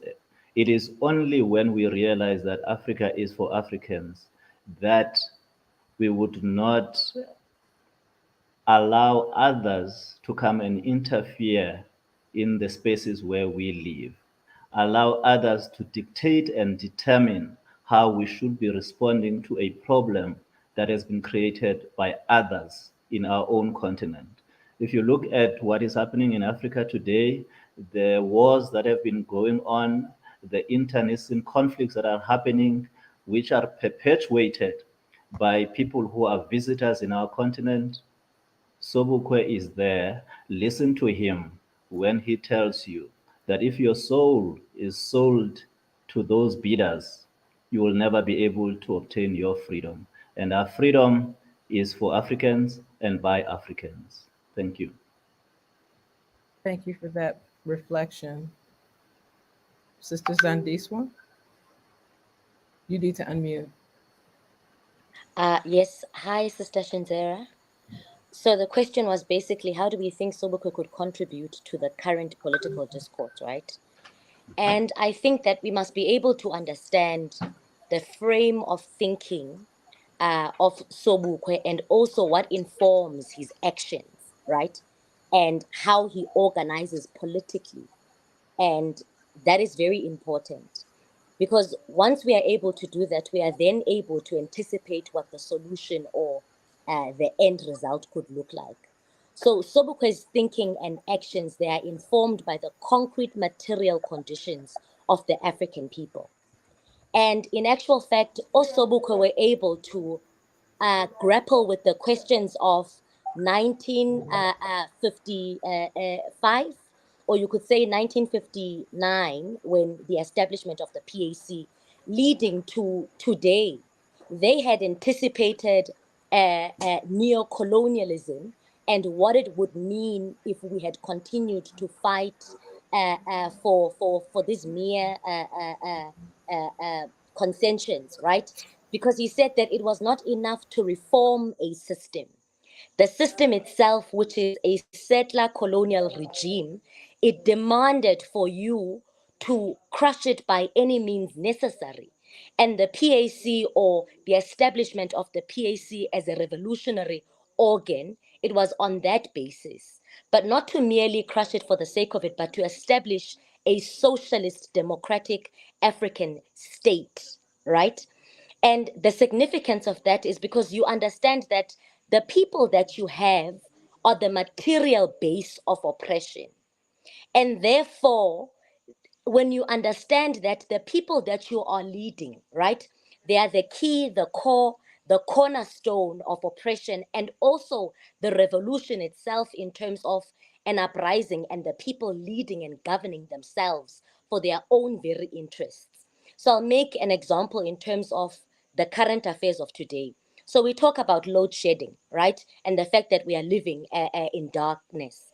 But the reality of the matter is that they are trying to privatize ESCOM and its imperialist forces, right, within the country, but also external forces that are trying by all means to abstract as much as they can, either in energy or either in your coal or your gold or your diamonds, as in the DRC, right? These are people that are trying by any means necessary to use or exploit the resources of Africa for their own benefit in terms of developing their own countries. And many people would say that how the whole civilization of mankind and the development of your Western countries is a result of the underdevelopment of Africa. So when we are talking about the relevance of Sobukwe's ideas, we must be able to understand the nature of his thinking and the actions themselves, and also what informs that thinking, and also what informs the solutions in terms of how Osobukwe had imagined a socialist Africanist state. Because, for example, when we say that let us unite Africa, we must be able to be people that understand that there is no tangible uh, uh, uh, order in the sense of an emancipated people, whilst we are still entities in our own accord, moving about our own actions, when settler colonialists understood that there was a need, right, to be able to balkanize for their own benefit, and unity then also is an antithesis in terms of how do you establish order, and also how do you move about creating a different society from the current. So are Sobukwe's ideas relevant? Very much so they are. And we are currently at a stage where, here in South Africa specifically, people are going to get to a place where they revolt in terms of the failures of the neo-colonial system. Not only in Africa, I don't think that we are exceptional or particular in terms of the issues that we face. Also in the DRC, in Zambia, people are oppressed, and as a result, they will revolt, right? And they have tried and they may have failed at some stages. But our main priority is that we have to be able to understand that revolutionary thinking and action, which is socialist in its orientation, must lead the struggle of the people. And that is the only thing that can be able to determine a tangible solution in terms of the issues and the problems of the African people. So long as people revolt and it ends there, it will recreate the very same contradictions of the system that we currently exist within, which is the very reforms that Osobukwe were anti. Thank you very much for that quite detailed response. There was another question around planned economy and socialism, and we desired for you to reason on that one, please, Comrade Sobukwe. Well, I think it's first. I would like to say that just a little bit on that last question before I go into that, Okay. and that's the question of Sobukwe didn't end when Sobukwe was in prison. I think that we have to understand establishing the PAC was a question of organization. So he left an organization that is still growing and has still grown. Certainly, one of the things that they were able to move was that they understood during the phase of the national liberation struggle, the armed struggle, that it was by any means necessary that the people had to be self-determining. It's been said over and over that the people have to be the self-determined, they have to achieve their self-determination. Of course, no modern society that has been successful, that is not an imperialist nation, has done it without a planned economy, without looking at the economy in the context of taking control of their national resources. But it's very hard to plan an economy when you don't take control of your national resources. Because without that control, how can you have partners in the world? I mean, how can you allow investment? Because if you don't control your resources, that means that really, as the term privatization, the private taking over your resources is the only thing that investment can be doing. And unless you have a planned economy, unless you have a nationalize your resources for the benefit of the people, that you can't really grow. Look at every place that we saw large advancements.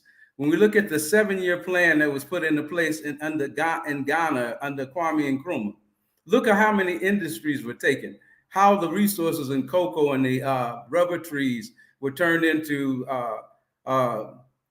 viable products for the use of the masses of the people, making tires, making, bringing the Volta Dam project to its fruition so that they could supply electricity. Certainly, the question of a planned economy is under a socialist ideology which says that the resources belong to the masses. That's the only way to advance a people. We can see every society that's went down that road, from China to even the Soviet Union. They produced free education, free healthcare, and better housing and living conditions for the masses of their people. So that's where I'll stop there. Thank you for that. In light of what we did, we shifted the program, and we just need to make sure, because I'm looking for my co-moderator. I need him to weigh in so that we can keep this very balanced. And with that being said, we have been notified that Comrade Bashir, thank you. It's good to see you. It's good to see you, Comrade. Thank you. We're going to, even though we've done the introduction for Brother Comrade Bashir, we have been made to understand he is with us. I love it. Activist, educator, communicator. Let us welcome our comrade in struggle, in African liberation and communication, Brother Bashir Charles. Asante Sana.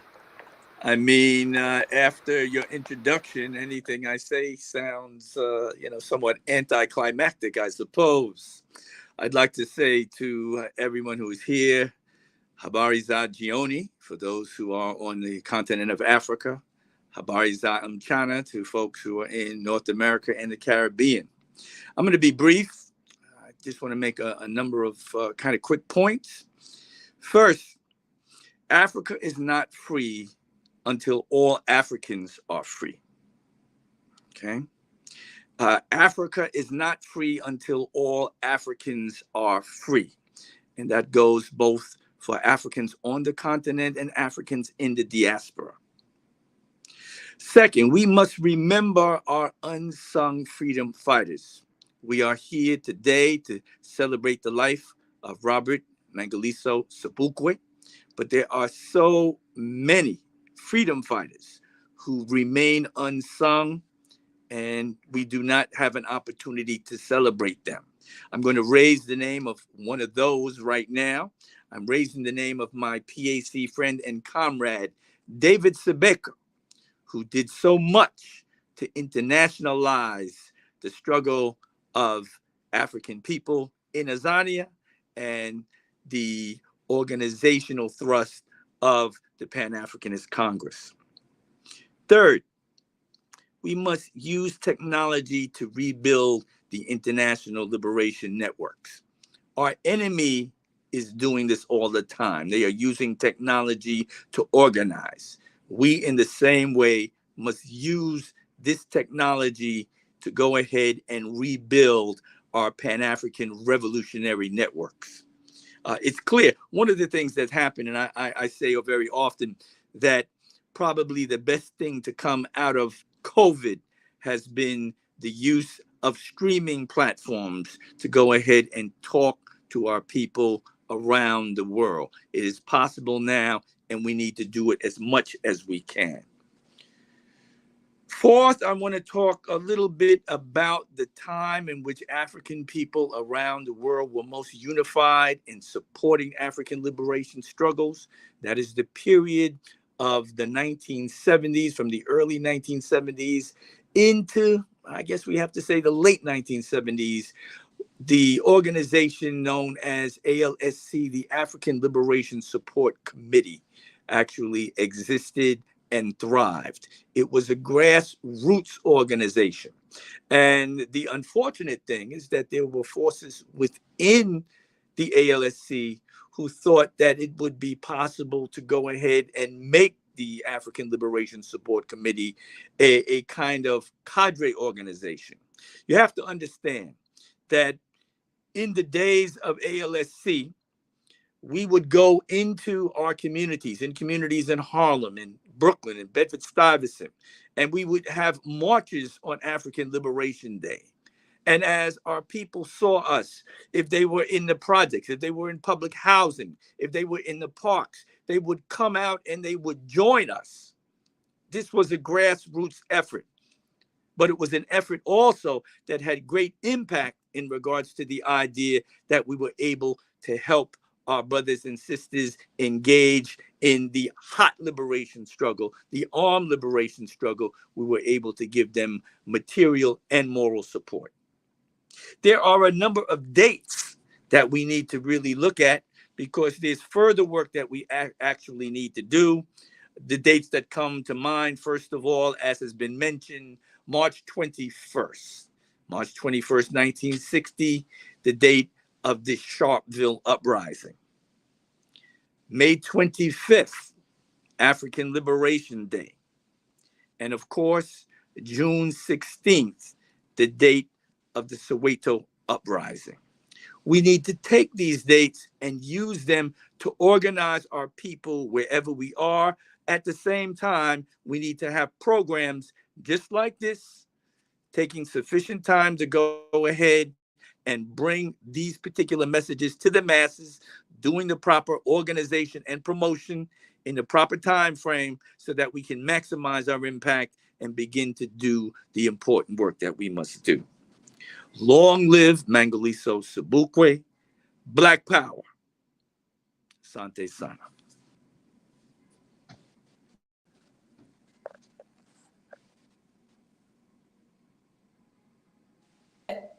Thank you very much, Brother Basiru, my comrade and friend.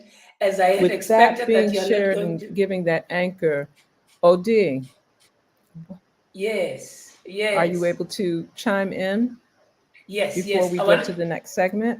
I wanted to say that I expected that Brother Basiru is not going to finish the entire 10 minutes, but he caught me by surprise when he was almost at the finishing. And I was not expecting it now, but I was expecting that he's not going to finish the 10 minutes. But and I love the fact that he puts specific epochs, dates. He mentions them as dates, specific epochs in an Azanian revolution, and how these have influenced a certain type of consciousness politically in the African people in this part of occupied Azania. But also, he had mentioned a great friend of his and a great internationalist, Pan-Africanist, and a revolutionary in the name of Comrade David Sibeko. So thank you very much, Brother Bashir, for your contribution. And really, it is appreciated, your contribution. From your side, Dr. Chen, anything? Actually, I'm just grateful that we were able to have so much information shared. Persons are able to learn from a variety of the experiences that have been offered in a revolutionary context. And again, going to the theme of today's broadcast, it's really around the life teachings and the way that Pan-Africanists can utilize this information. No, like in contemporary times, like what will we do different when we finish this particular broadcast? What will we strengthen? What type of fire do we need to bring in terms of our layers of organization? And how do we strategize so that we can maintain the principles that are most appropriate in these times? There's certain things that were very appropriate in the 1950s, 1960s, and 1970s that we have to shift, improve, and tighten in regard to what's taking place, because the nature of the imperialist terrorism that we've been subjected to, it has a very different flavor, it has a very True, different true.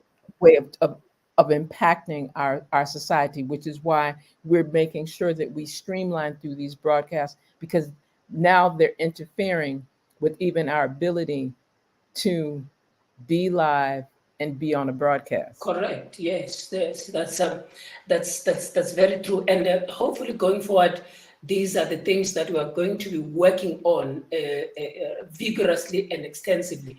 I want to make this announcement, Dr. Chen, so that Yes. whatever part of the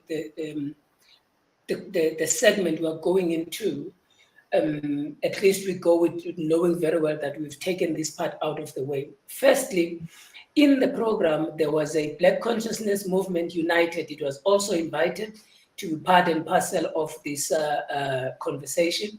Black Consciousness United movement is based in Azania as well, and they were invited. Unfortunately, it's probably due to these load shedding and electricity blackouts, they could not be here. And we just received a phone call from the Sobukwe family. They have been on a blackout since 2 o'clock in the afternoon. So meaning that it's almost 8 hours, 6 hours, 8 hours later, they are still in the dark. So they are unable to present whatever that they are going to present. However, I wanted to put it across to the viewers that the Robert Mangaliso Sobukwe family had endorsed this program, and they had agreed that they were going to be part of this program. They were going to make a presentation as well as part of this program. And one of the things that they were going to be speaking on, Dr. Chen, was about the Robert Sobukwe Trust, which also seeks to now augment its name from Robert Sobukwe Trust to Robert Mangaliso and Zondeni Sobukwe Trust. So they are going to merge now the name, but it's something that is in the pipeline. I think that is something that they were going to be speaking about. But more importantly, I think the Pan-Africanists across, wherever they are, I think they should look into this Robert Sobukwe Trust as it currently is, and whatever efforts that are put in place, any support that is required by the Sobukwe Trust, we ask you to make that particular contribution, even if it's intellectually, even if it's financially, even if it's just to spread the word about the Robert Mangaliso Trust. It is still called Robert Mangaliso Trust now, but in the near future, in a few months or in the year or so, it is going to be referred to with the name of Robert and Mama Zondeni Veronica Sobukwe Trust. And I thought this was an important thing that I wanted to put across, because it was going to give us a segue into the reality that Robert Sobukwe was never alone. And Dr. Chen, I think you are passionate about this particular aspect. Robert Mangaliso Sobukwe was not alone. And any input that you want to, before we can just play a short video so that we can take further questions for the next 20 to 25 minutes.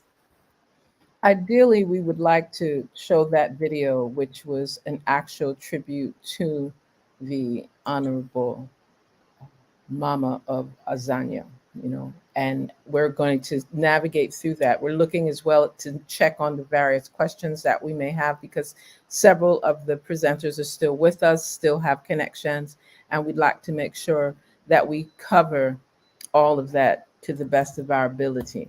The intention has been to highlight that particular work and to be able to see some of the organizational efforts, because persons are speaking within the chat around the impact of the imperialist efforts to dismantle any memory, any thought process of the Honorable Robert Mangaliso Sobukwe, as well as his beloved wife. And just their work was so stellar in regard to just keeping the revolutionary fervor, the revolutionary strength, the Pan-Africanist ideological frame of reference and action and organizing on the ground with the people on point, that was something that I heard from every single speaker. So I really would be remiss if I didn't share that, a specific thanks to every single panelist for being able to share with us in this tribute on the life and teachings of Mangaliso Robert Sobukwe, founder of the Pan-Africanist Congress of Azania, that we were able to bring that truth to power and bring those examples of how we do this as Pan-Africanists, like now, 2023, February 27th, moving forward. We're very much so excited about that. And I'd like to share this particular comment because, again, when I see these particular comments coming forward, it's really important for us to share some of those for persons that are weighing in. We can only get that control through a revolution. It is the only way Africans can move this particular effort forward. I think it's important that persons recognize that that's what we're all saying, and those that didn't say it, get the voice box in place. It's time to bring this forward because it's going to be revolution. It's revolution of a different form and a different nature. And it's going to require that we utilize all of the various skills, talents, expertise, the resources that the continent of Africa is very rich and wealthy with. We have to bring those things forward to the best of our ability. And grateful. Thank you. It's very important that we bring that to the forefront. Let's put on that video of Mama Zondeni Veronica as a shared. Let's do that.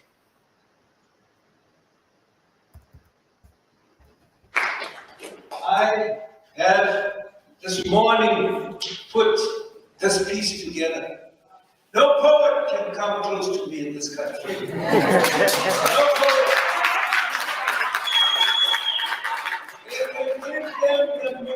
They can give them the honors in exile. Poet laureate so and so, so and so. But when it was dark, I was there. When it was dark for the black child and for people, I was there. Today, I am nothing in their eyes. Sacrifice should be number one, not the last. So this is the piece that I have put together for this African queen. The African queen, Azania, behold the African queen. Zondeni Veronica Sobukwe, the mother of Azania. We honor you, valiant monarch, you whose life was dedicated to the liberation of your people and your land. Mother, servant, friend of the African dream of liberation and humanity. You, caring, giving servant of God, this humble ululation of song and gratulation comes from the deep, deep heart of the Azanian nation. How to choose a car accident.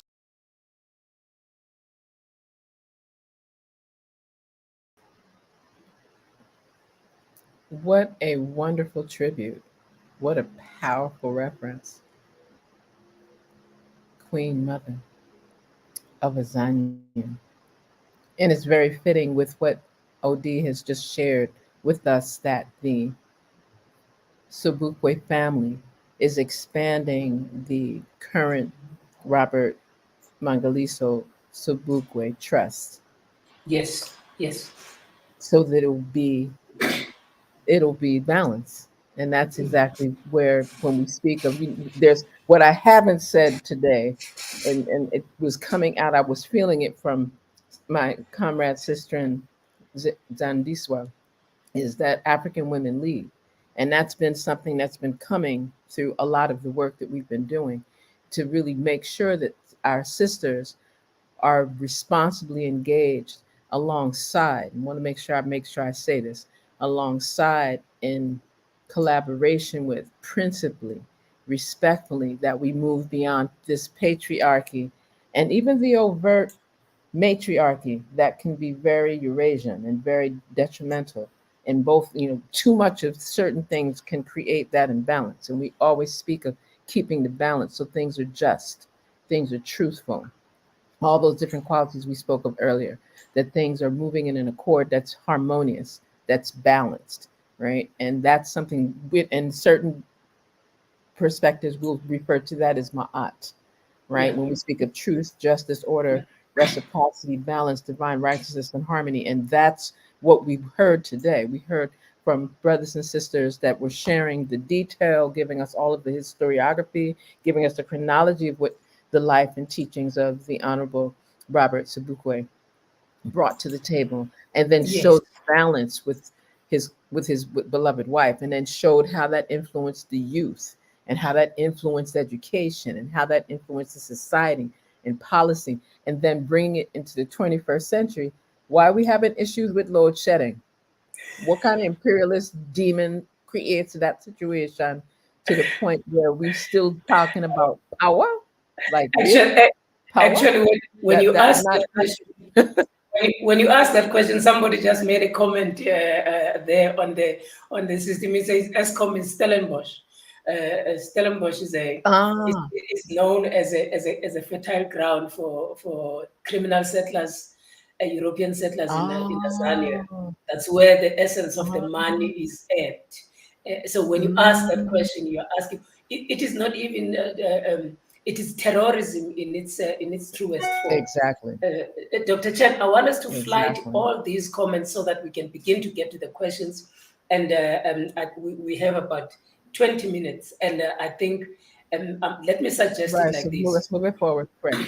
Even though we are going to have Mhm. these questions, we are going to identify specific questions for a specific speaker, because there will be many in order for us to be able to get all of them. And also, when you are making your responses, please keep them short, but put on the most important responses across the board. So we can flight all the comments, we can flight all the questions, but please, when you're asking the question, make your question specific. If you're saying what or where, what is to be done and how and all of that, let it be straightforward and simple.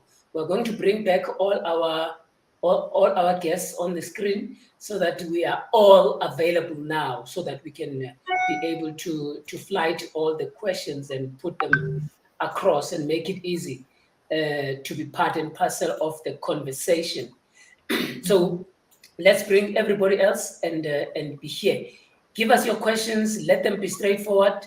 Some of them are comments. We are going to play those comments. We are going to flight them. We start. There's a number of questions that are okay. We're not hearing you. Yes, I Yeah, wanted to know what is we hear you. the question. Yeah, what is the question? Was there a question that you saw, Dr. Chet? OD, 1 second. OD, 1 second, because we're not hearing everything you're saying. Okay. Yes, Comrade Sobukwe. No, I said we're hearing both of you. So, Okay. Okay. There seems to be We were band. missing some of the audio. okay. A delay. Just a delay. Yeah. Let's just navigate because there's several questions that have been posed, and what I'll Okay. do is I will just field those that, because there are a number of comments, but I'm going to go, Please. and if I overlook anyone's question, it's not intentional. We're doing our best to be able to glean over what's here beyond the comments. One of the Yes. questions that's been shared is, what can we take from his proposal today in light of debt-ridden so-called free countries, in particular in Africa or the so-called third world? Anyone wish to engage in that question? Mhm. I guess that I will read it one more time. Yeah.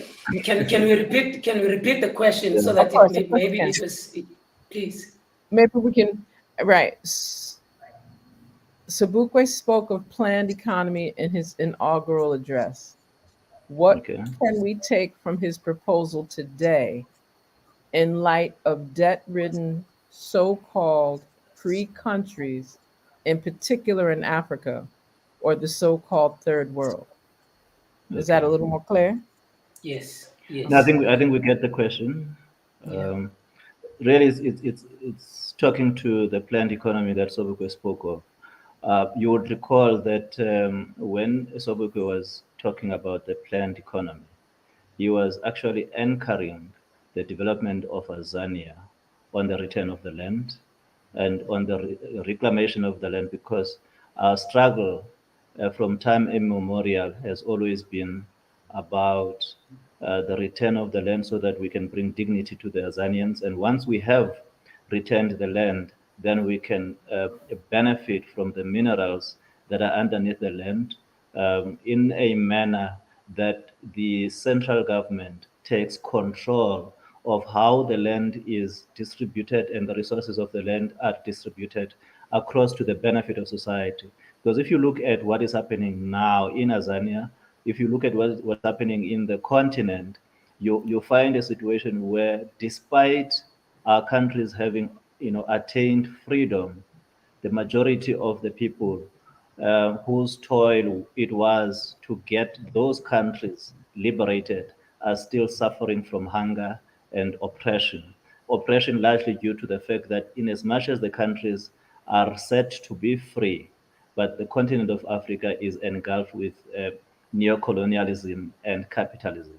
And if you are sitting in a neocolonialist and capitalist state, the benefit is to the colonizers much more than the colonized. It is to the colonizers, it is to the capitalists much more than the oppressed people. So the desire is really to free people. And the freedom of people is about dignity. It is about alleviating poverty. It is about eradicating all the ills of capitalism so that we can improve the conditions of living of our people. And that is where Sobukwe was coming from, with the idea of a planned economy that is anchored on the reclamation of the land that was dispossessed from our forefathers. Thank you for that. Did you That's desire to wonderful. weigh in on that, Brother Sabukwe or Sister Sandiswa, or can we move to another question, please? It seems like Sister You had a Zandiswa wants comment. to Yes, go say ahead, Sister something. Quinn. So I just put my hand up. So I would like to weigh in terms of the question of a planned economy, and also what Osobukwe share in terms of that particular aspect. He says that economically, right, we aim at the rapid expansion of industrial development in order to alleviate pressure on the land, which is what progress means in terms of a modern society. They also say that in terms of policy, guaranteeing policy, right? They aim for the equitable distribution of any form of wealth in terms of resource.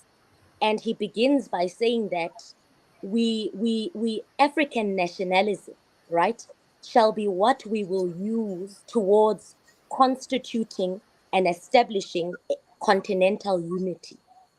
And then from establishing continental unity, we shall then move towards the establishment of a socialist democratic state of Africa, right?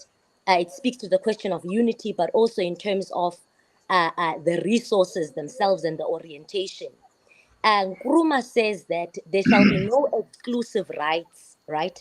Taking from what other leaders say in terms of a planned political and an economic framework.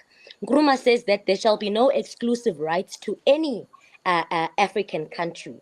And any African leader who still believes that they can be able to rule on their own accord outside the unification of the continent, they are people that have not necessarily understood the vision in terms of a united Africa, but also a sense of understanding the nature of the resources and how they should be utilized for the betterment of the people of Africa and also the continent itself. Then Sobukwe says, just one last part. Sobukwe says that in an Africanist socialist democratic state, we shall move about establishing the material, the intellectual, and the spiritual interests, right, of the African people, in terms of the nature in which we shall develop as African people who will be liberated at that particular stage. But also at the very same time, in terms of the nature of the continent, right? We are people that will work for the betterment and the development of the continent, and also the continent itself, in terms of resources, in terms of intellectual, like intellect development and so on. It shall be for the betterment of the economy, like not the economy, sorry, the continent. So Osobukwe moved on the angle of saying the most equitable distribution of all forms of resources for the betterment of the livelihoods of the African people and the African continent. For that. And only because of the task that we've been asked to do, I'm going to ask everyone to give like a 30 to 60-second wrap up, because we do need to close out this broadcast in 13 minutes. And I'll start with you, Brother Sobukwe. Okay.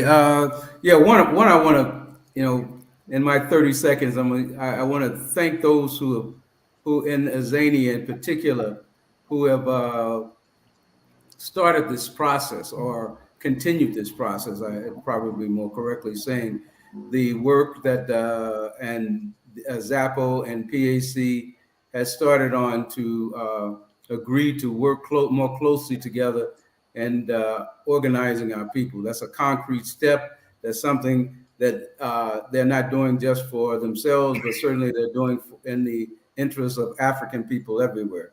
So certainly we are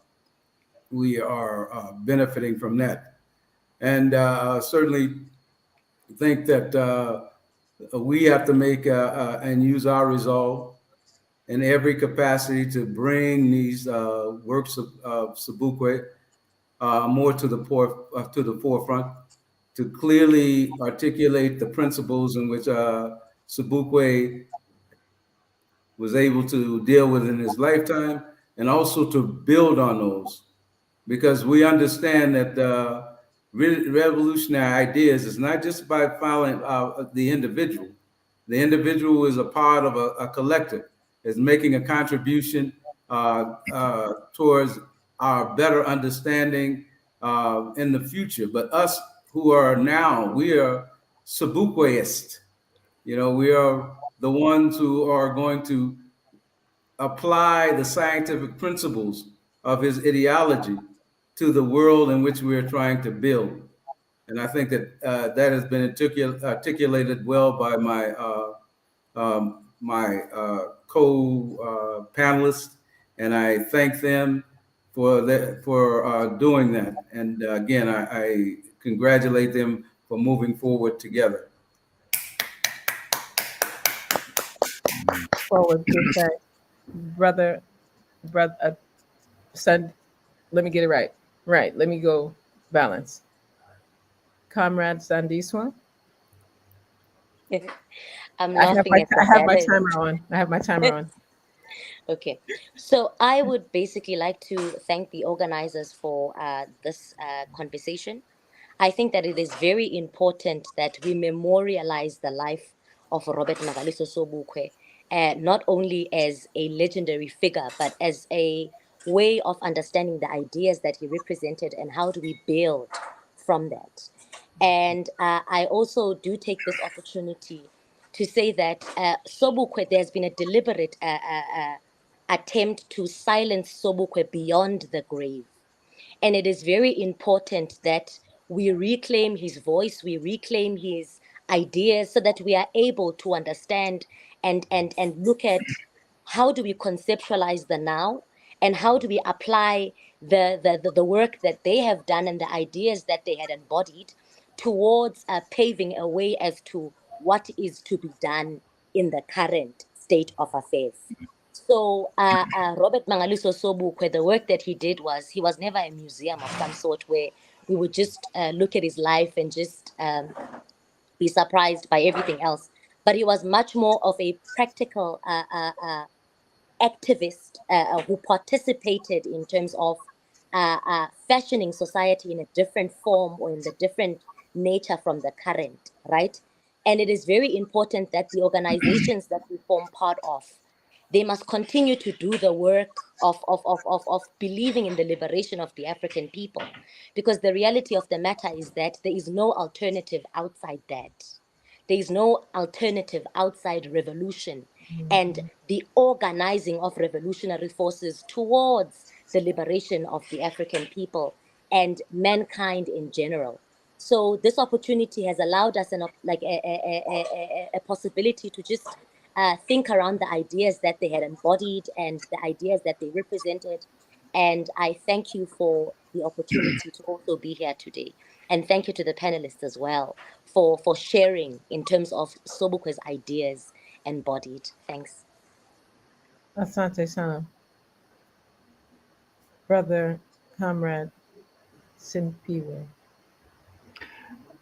Thank you very much. And I want to take this opportunity to really give thanks to the facilitators and the moderators of the conversation, my co-panelists in this conversation. Also want to thank the Friends of the Congo, the AAPRP, the PAC of Azania, in really putting this together, just to ensure that we continue to amplify the voice of the revolution, because this society desires that the voice of the revolution is heard, and we can only ensure that it is heard through working together and ensuring that the forces of the revolution remain united in taking and propelling, the desire for liberation and freedom of Africans in Africa, in Azania, and the diaspora continues. We have a huge responsibility as leaders and as activists to ensure that the freedom of our people is attained, and the memory of those who were before us, who helped us to get us to where we are, is not forgotten. Thank you very much to everybody who came in to participate, watch, and converse with us this evening and this morning. Thank you. Thank you as well. Comrade Bashir, are you still with us? I don't see Comrade Basira around, and I'm not sure where he went. Okay, no So worries. Let's move it forward because I know that we need to prepare for closure. And yes, you can continue. Yeah, and with that being shared, we are going to welcome, and I was directed to shorten his introduction, and I will do that in the interest of time. And I love this portion. Just simply say, Comrade Maurice Carney, co-founder and executive director of the Friends of the Congo. Let us welcome Comrade Maurice. Thank you. Thank you, Dr. Chen. And a special thank you to you also, Brother Odi, for the remarkable job the two of you have done in shepherding us through this very important commemoration.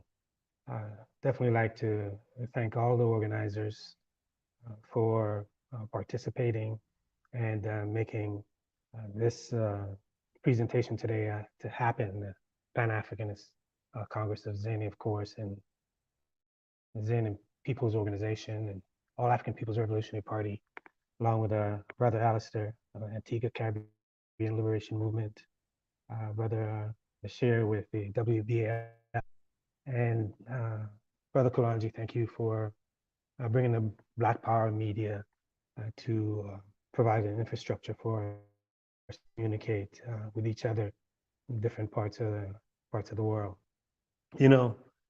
My role really today is one of gratitude to thank brothers and sisters for the incredible presentations that they've given and uplifting Baba Sobukwe, who's really serves as a Pan-African model of leadership.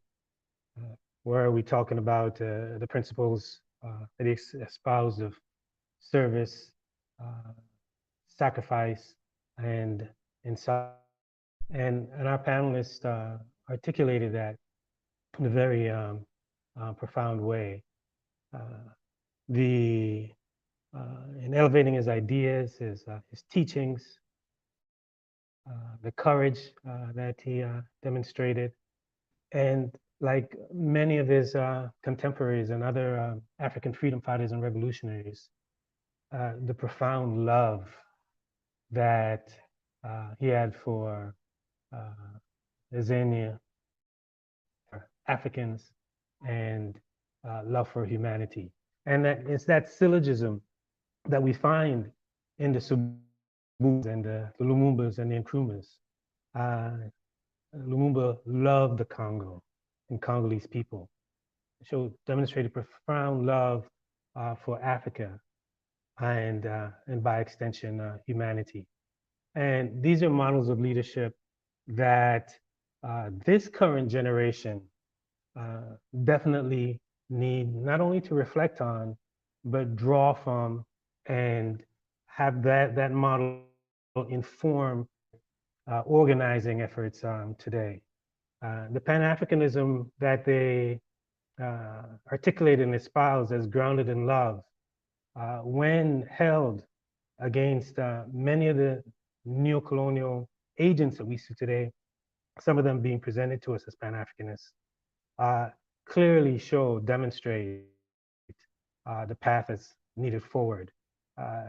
Clean streets and cracking down on your own people, that's not Pan-African model. It's clear. The Pan-African model is what we see in the life of Baba Sobukwe.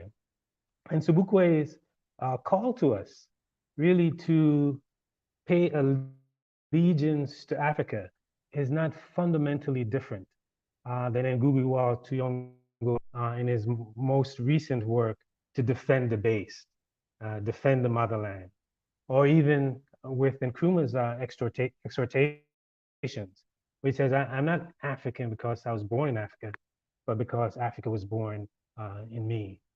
So we today, in commemorating and upholding Sobukwe, is so vital in the sense that this current generation, we cannot really say we're organizing for African liberation and Sobukwe not be in our consciousness and our discourse. We concur, with our sister Sandizwa, that with the silence around the contributions of Sobukwe to the African liberation struggle, to Pan-Africanism. And we hope that today, the role that Friends of the Congo is playing in providing, hosting this platform will lead in that direction. And it's so vital for to tell our own story. And Lumumba reminded us of that, right? He said that history will have its say one day. Not the history that they teach in Brussels, Paris, Washington, or but the history taught in the country set free from colonialism and its puppet rulers. Africa will write her own history, and it will be the history of glory and dignity. And our upholding and commemorating Sobukwe is a concrete sign of our, writing our own history. Because we write our own history, it won't even be a matter of shattering the silence around Sobukwe. Sobukwe will be part and parcel of that Pan-African tradition. So there are a few concrete things that I would like to share with those who have joined us. Brother Odie, I hope before we sign off, you'll give a link or a direct instruction as to how each and everyone who's watching us right now can take action and support and contribute to the Sobukwe Trust. So that's at the very least, that's the first action that we can take in in going beyond the rhetoric and going and in engaging in the praxis. So we hope you'll share that with us so that each and every one can do something to support the Sobukwe Trust.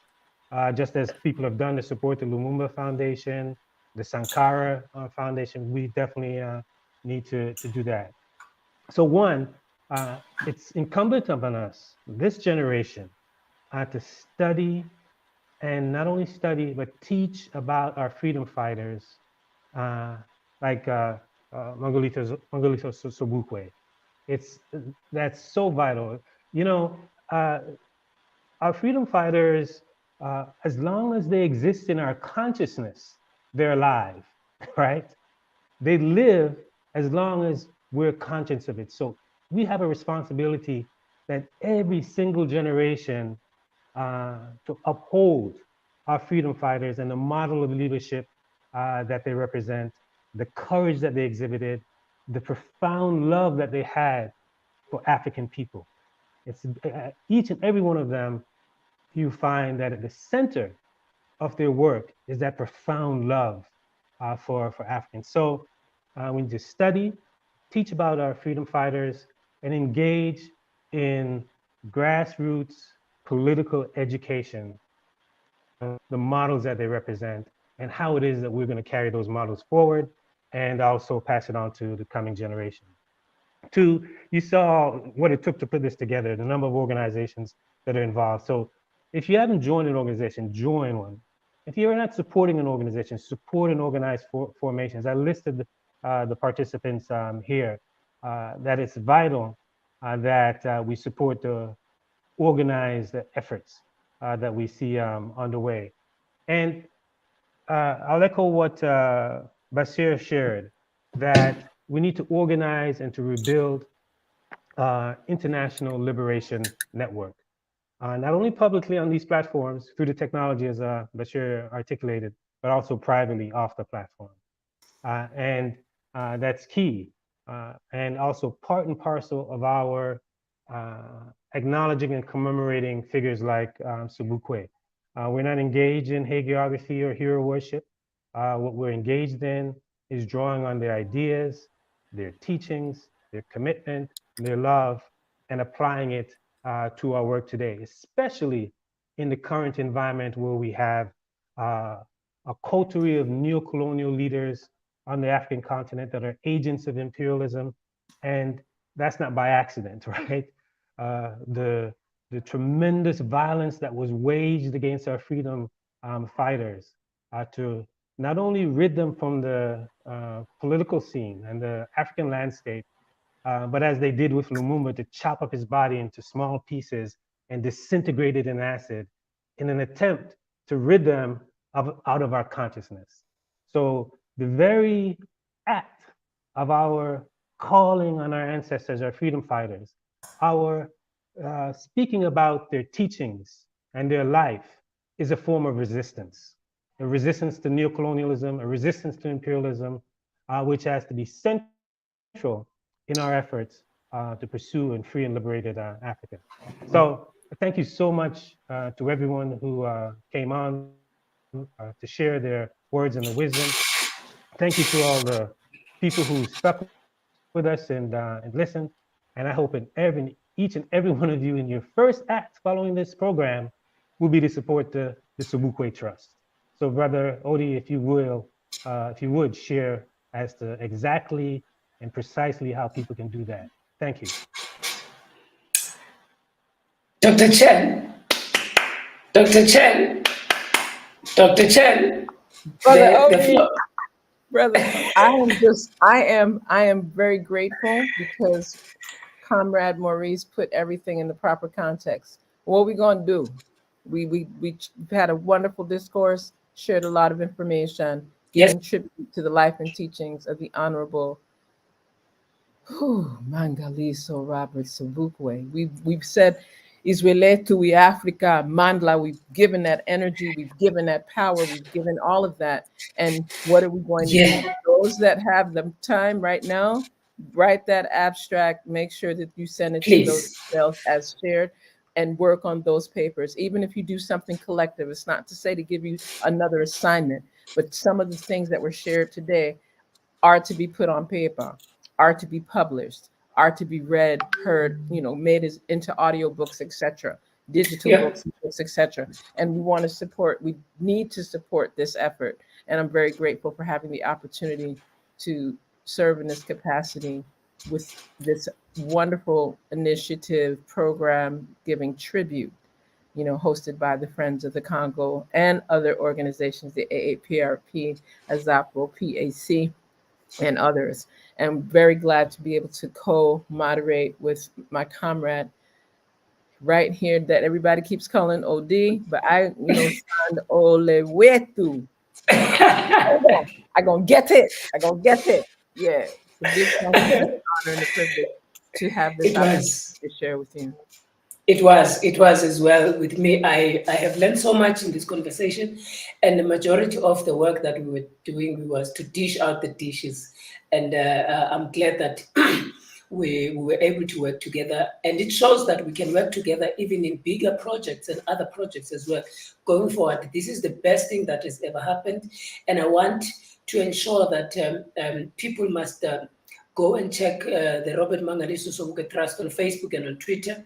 And there you will be able to get the proper information of how to contribute.